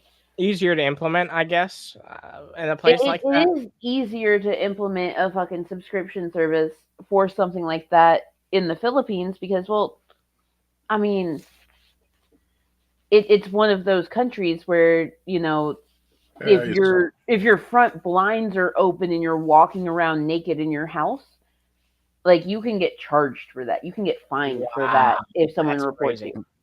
Like. And you slip the right guy $20, you can do pretty much anything you want. Yeah, like New Zealand seems like a weird choice, though. Do you know why? Because I don't know why New Zealand would be another one they'd pick. New Zealand because New Zealand is mostly sheep, and they're trying to wake up, sheeple. They're trying to increase their usage amongst the livestock. I would say it's testing it out in smaller populations, but like, and they're both islands. If it goes bad, they can just nuke it and There you go. Oh, God. Well, they are actually in like the same like oceanic region, so that could be a reason as well. There's one aspect of this that like people don't realize that like how much freedom of speech we have in the United States. Like we have a ridiculous amount of freedom of speech that, you know, other countries actually don't have. And freedom of speech in the United States extends to, you know, communication, the internet, and everything.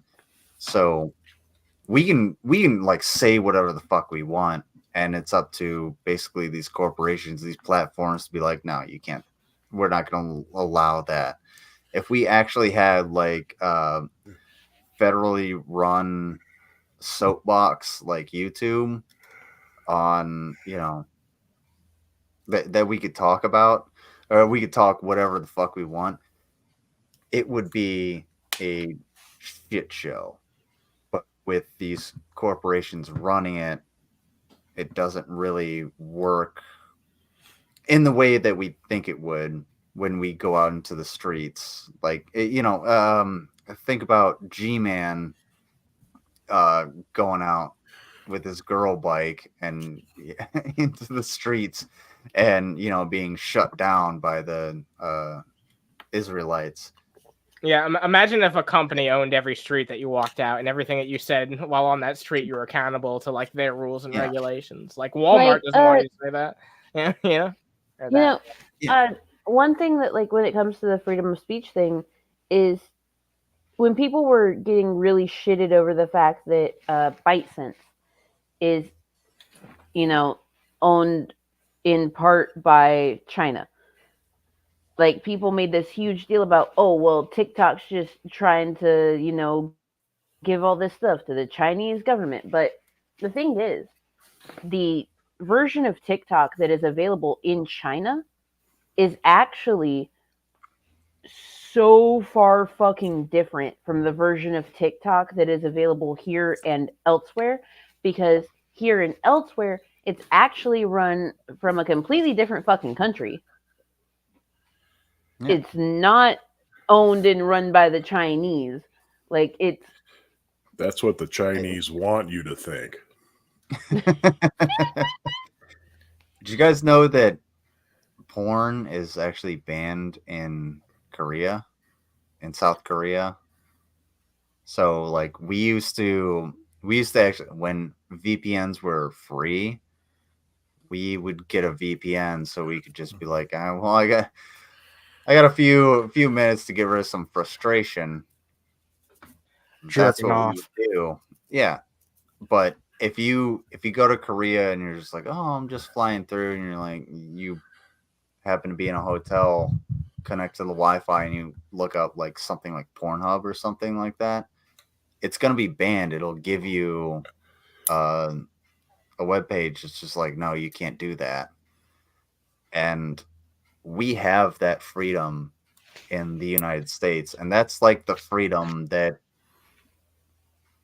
we have, but it's just not. It's not as ubiquitous across the world as we would like to think.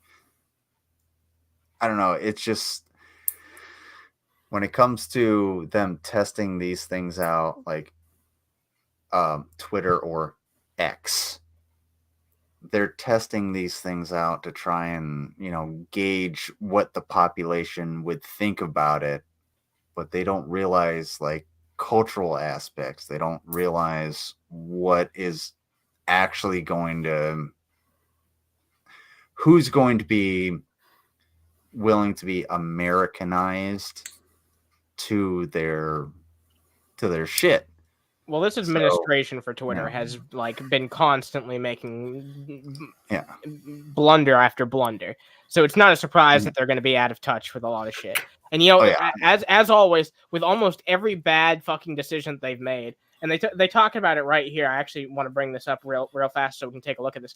As always, they claim that it's to reduce spam, manipulation of the platform, and bot activity. They have been blaming bot activity for every boneheaded decision that they've made within recent fucking memory. It cannot be that bad. And if it was, then maybe you shouldn't have fired like 75% or some odd fucking number. Okay, so Elon Musk is a fucking moron. Little known fact. When Elon took over Twitter, before he rebranded to X or what the fuck ever, he actually put out a notice that like all of the Twitter employees were required to switch over their bank to the one of his choosing. No, I'm not going to do that. That's why a bunch of people got fired, because they were like, it was over 80%. It was I thought it was like less than that. It was over 80% of fucking employees got fired. Yes, that's insane. And a bunch of them got fired because they chose to stick with their own bank. They're like, no, we're not fucking switching. Like, what? Why? That's like this dude Ryan Macbeth goes into tooth to tail. So for every one combat soldier, you have 4 support soldiers in any military operation. It's kind of the same thing. So for every one Elon Musk, you have 4 people that are supporting him, trying to do the right thing, like trying to make sure everything operates properly. But if you get rid of all the people that are trying to operate everything properly, like the unsung folks in the background, then nothing's going to operate properly. And yeah, we've seen it by how much it's been down. Yeah, it's been down way more often. And it's like, when you fire over fucking 6,500 people, or roughly that amount of fucking people, according to this, because it went from 8,000 to 1,500. And this was back in April, so it could be different numbers now. It could be less, it could be more. But that is not a good fucking look. And I've heard a lot of fucking people criticize Twitter in the past for having like way more employees than is needed for this type of thing, but to cut that many goddamn jobs all at once is absolutely fucking insane. It just goes to show that he has his own vision for this shit. He doesn't even want it to be called Twitter anymore. No one's going to call it X. No. But he doesn't even want it to be called Twitter anymore. So why didn't he just start his own fucking platform? Because he wanted to just get his dirty fucking hands on something else and ruin that instead. And I think the biggest winner in this is Jack Dorsey, because he just took the $44 billion and he's like, all right, fuck it. You can have it. Then he went on to be on the board of directors for one of their upcoming competitors. So I got $40 billion, dude, to do whatever the fuck I want. He's laughing his way to the bank, and he still has other fucking shit that he can pull his strings on too. So it just proves the point that rich people are not smart.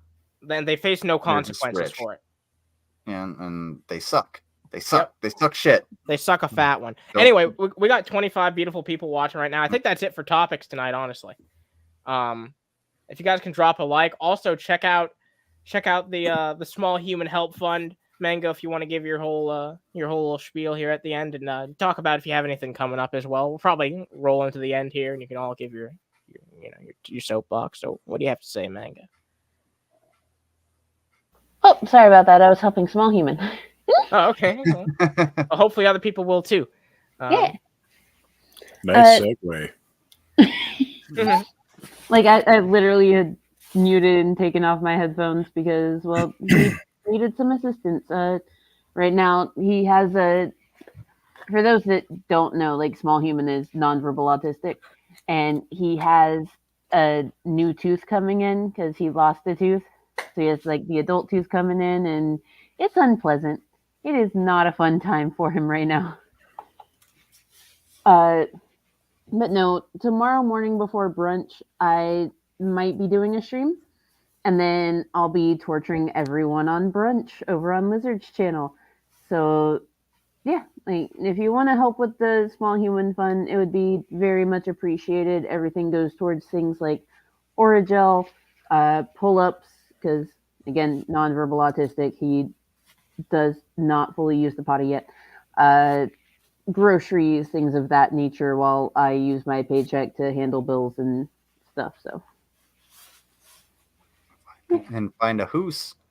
All right. Oh, goddamn hoose! I need a hoose. Lizard, you can go next. What you got coming up? All I got tomorrow is brunch, so 10:30, 11 o'clock Eastern Standard Time. Mango is going to torture us with probably the worst cooking that you have ever seen. But we're all gonna have fun. You'll torture her with knobs as well. So. Yeah, and if the knobs come up, don't worry. I still have Kenny G sitting in the background. Oh God! Just in case. You know, it's only one person's snobs, though. It's asshole cooking snobs. Well, we'll get you into different knobs. Maybe. But yeah, just check it out tomorrow morning. Check out my channel. I don't have a link to throw in there. Mango will probably throw it in there, but I got you. If you haven't been to brunch, you're missing out. You're missing out, yeah. Also, all your channels are now linked directly on on my main channel. So anyone who's a regular on here, like Mud, Lizard, Mango, you can find all their channels right below my videos on my channel if you're ever confused. Mud, anything you got coming up that you want to talk about? Yeah, Tuesday night, Halloween, 6:30 Central Time. I'll be doing a little bit of cooking on a stove that has no knobs. My old wood cook stove. I'm going to fire that up and going to make something. Make something from back in the Revolutionary War when he was, when he had to feed the redcoats before those pesky amendments came in. Yeah, no, I know Jack doesn't do anything administrative. He's just on the board. You'll never change my mind that that's not a good look. If you're trying to be the alternative to fucking Twitter, don't have someone on your board who was in charge of Twitter and sold it to Elon Musk. He's the reason why we're in this situation to begin with. Yeah, and fuck Twitter in general. Yeah, fuck Jack Dorsey, fuck Elon Musk, fuck them all. Yeah, fuck tech guys. I use very little social media because I'm not social. Yeah, and well, you're media now because we're a podcast. So. Yeah, true. Yeah, all right. It's wild that you can actually join a podcast from a brother typewriter. Oh my God! It takes some doing, but I got wired up right. It's actually an old Olivetti. Well, dude, you don't know, Lizard. We're actually coming live from a toaster right now. Oh, really? Yeah, dude. Yeah, that makes sense. I thought we were coming live from Mud's magnificent cock that's beside him. Well, sometimes it's that. Sometimes it's my Samsung smart fridge. I change it up every once in a while. Mud just uses his enormous cock for an antenna, so I just use Zelensky's enormous cock for the same purpose. Yeah. Okay, well, you go admire Zelensky's enormous cock. Yeah, it's 10-inch dog. Canadian Parliament. All right, good night, everyone. Thanks for the show. You guys have a fan-fucking-tastic evening, and stay toasty, y'all. Good night. Penis.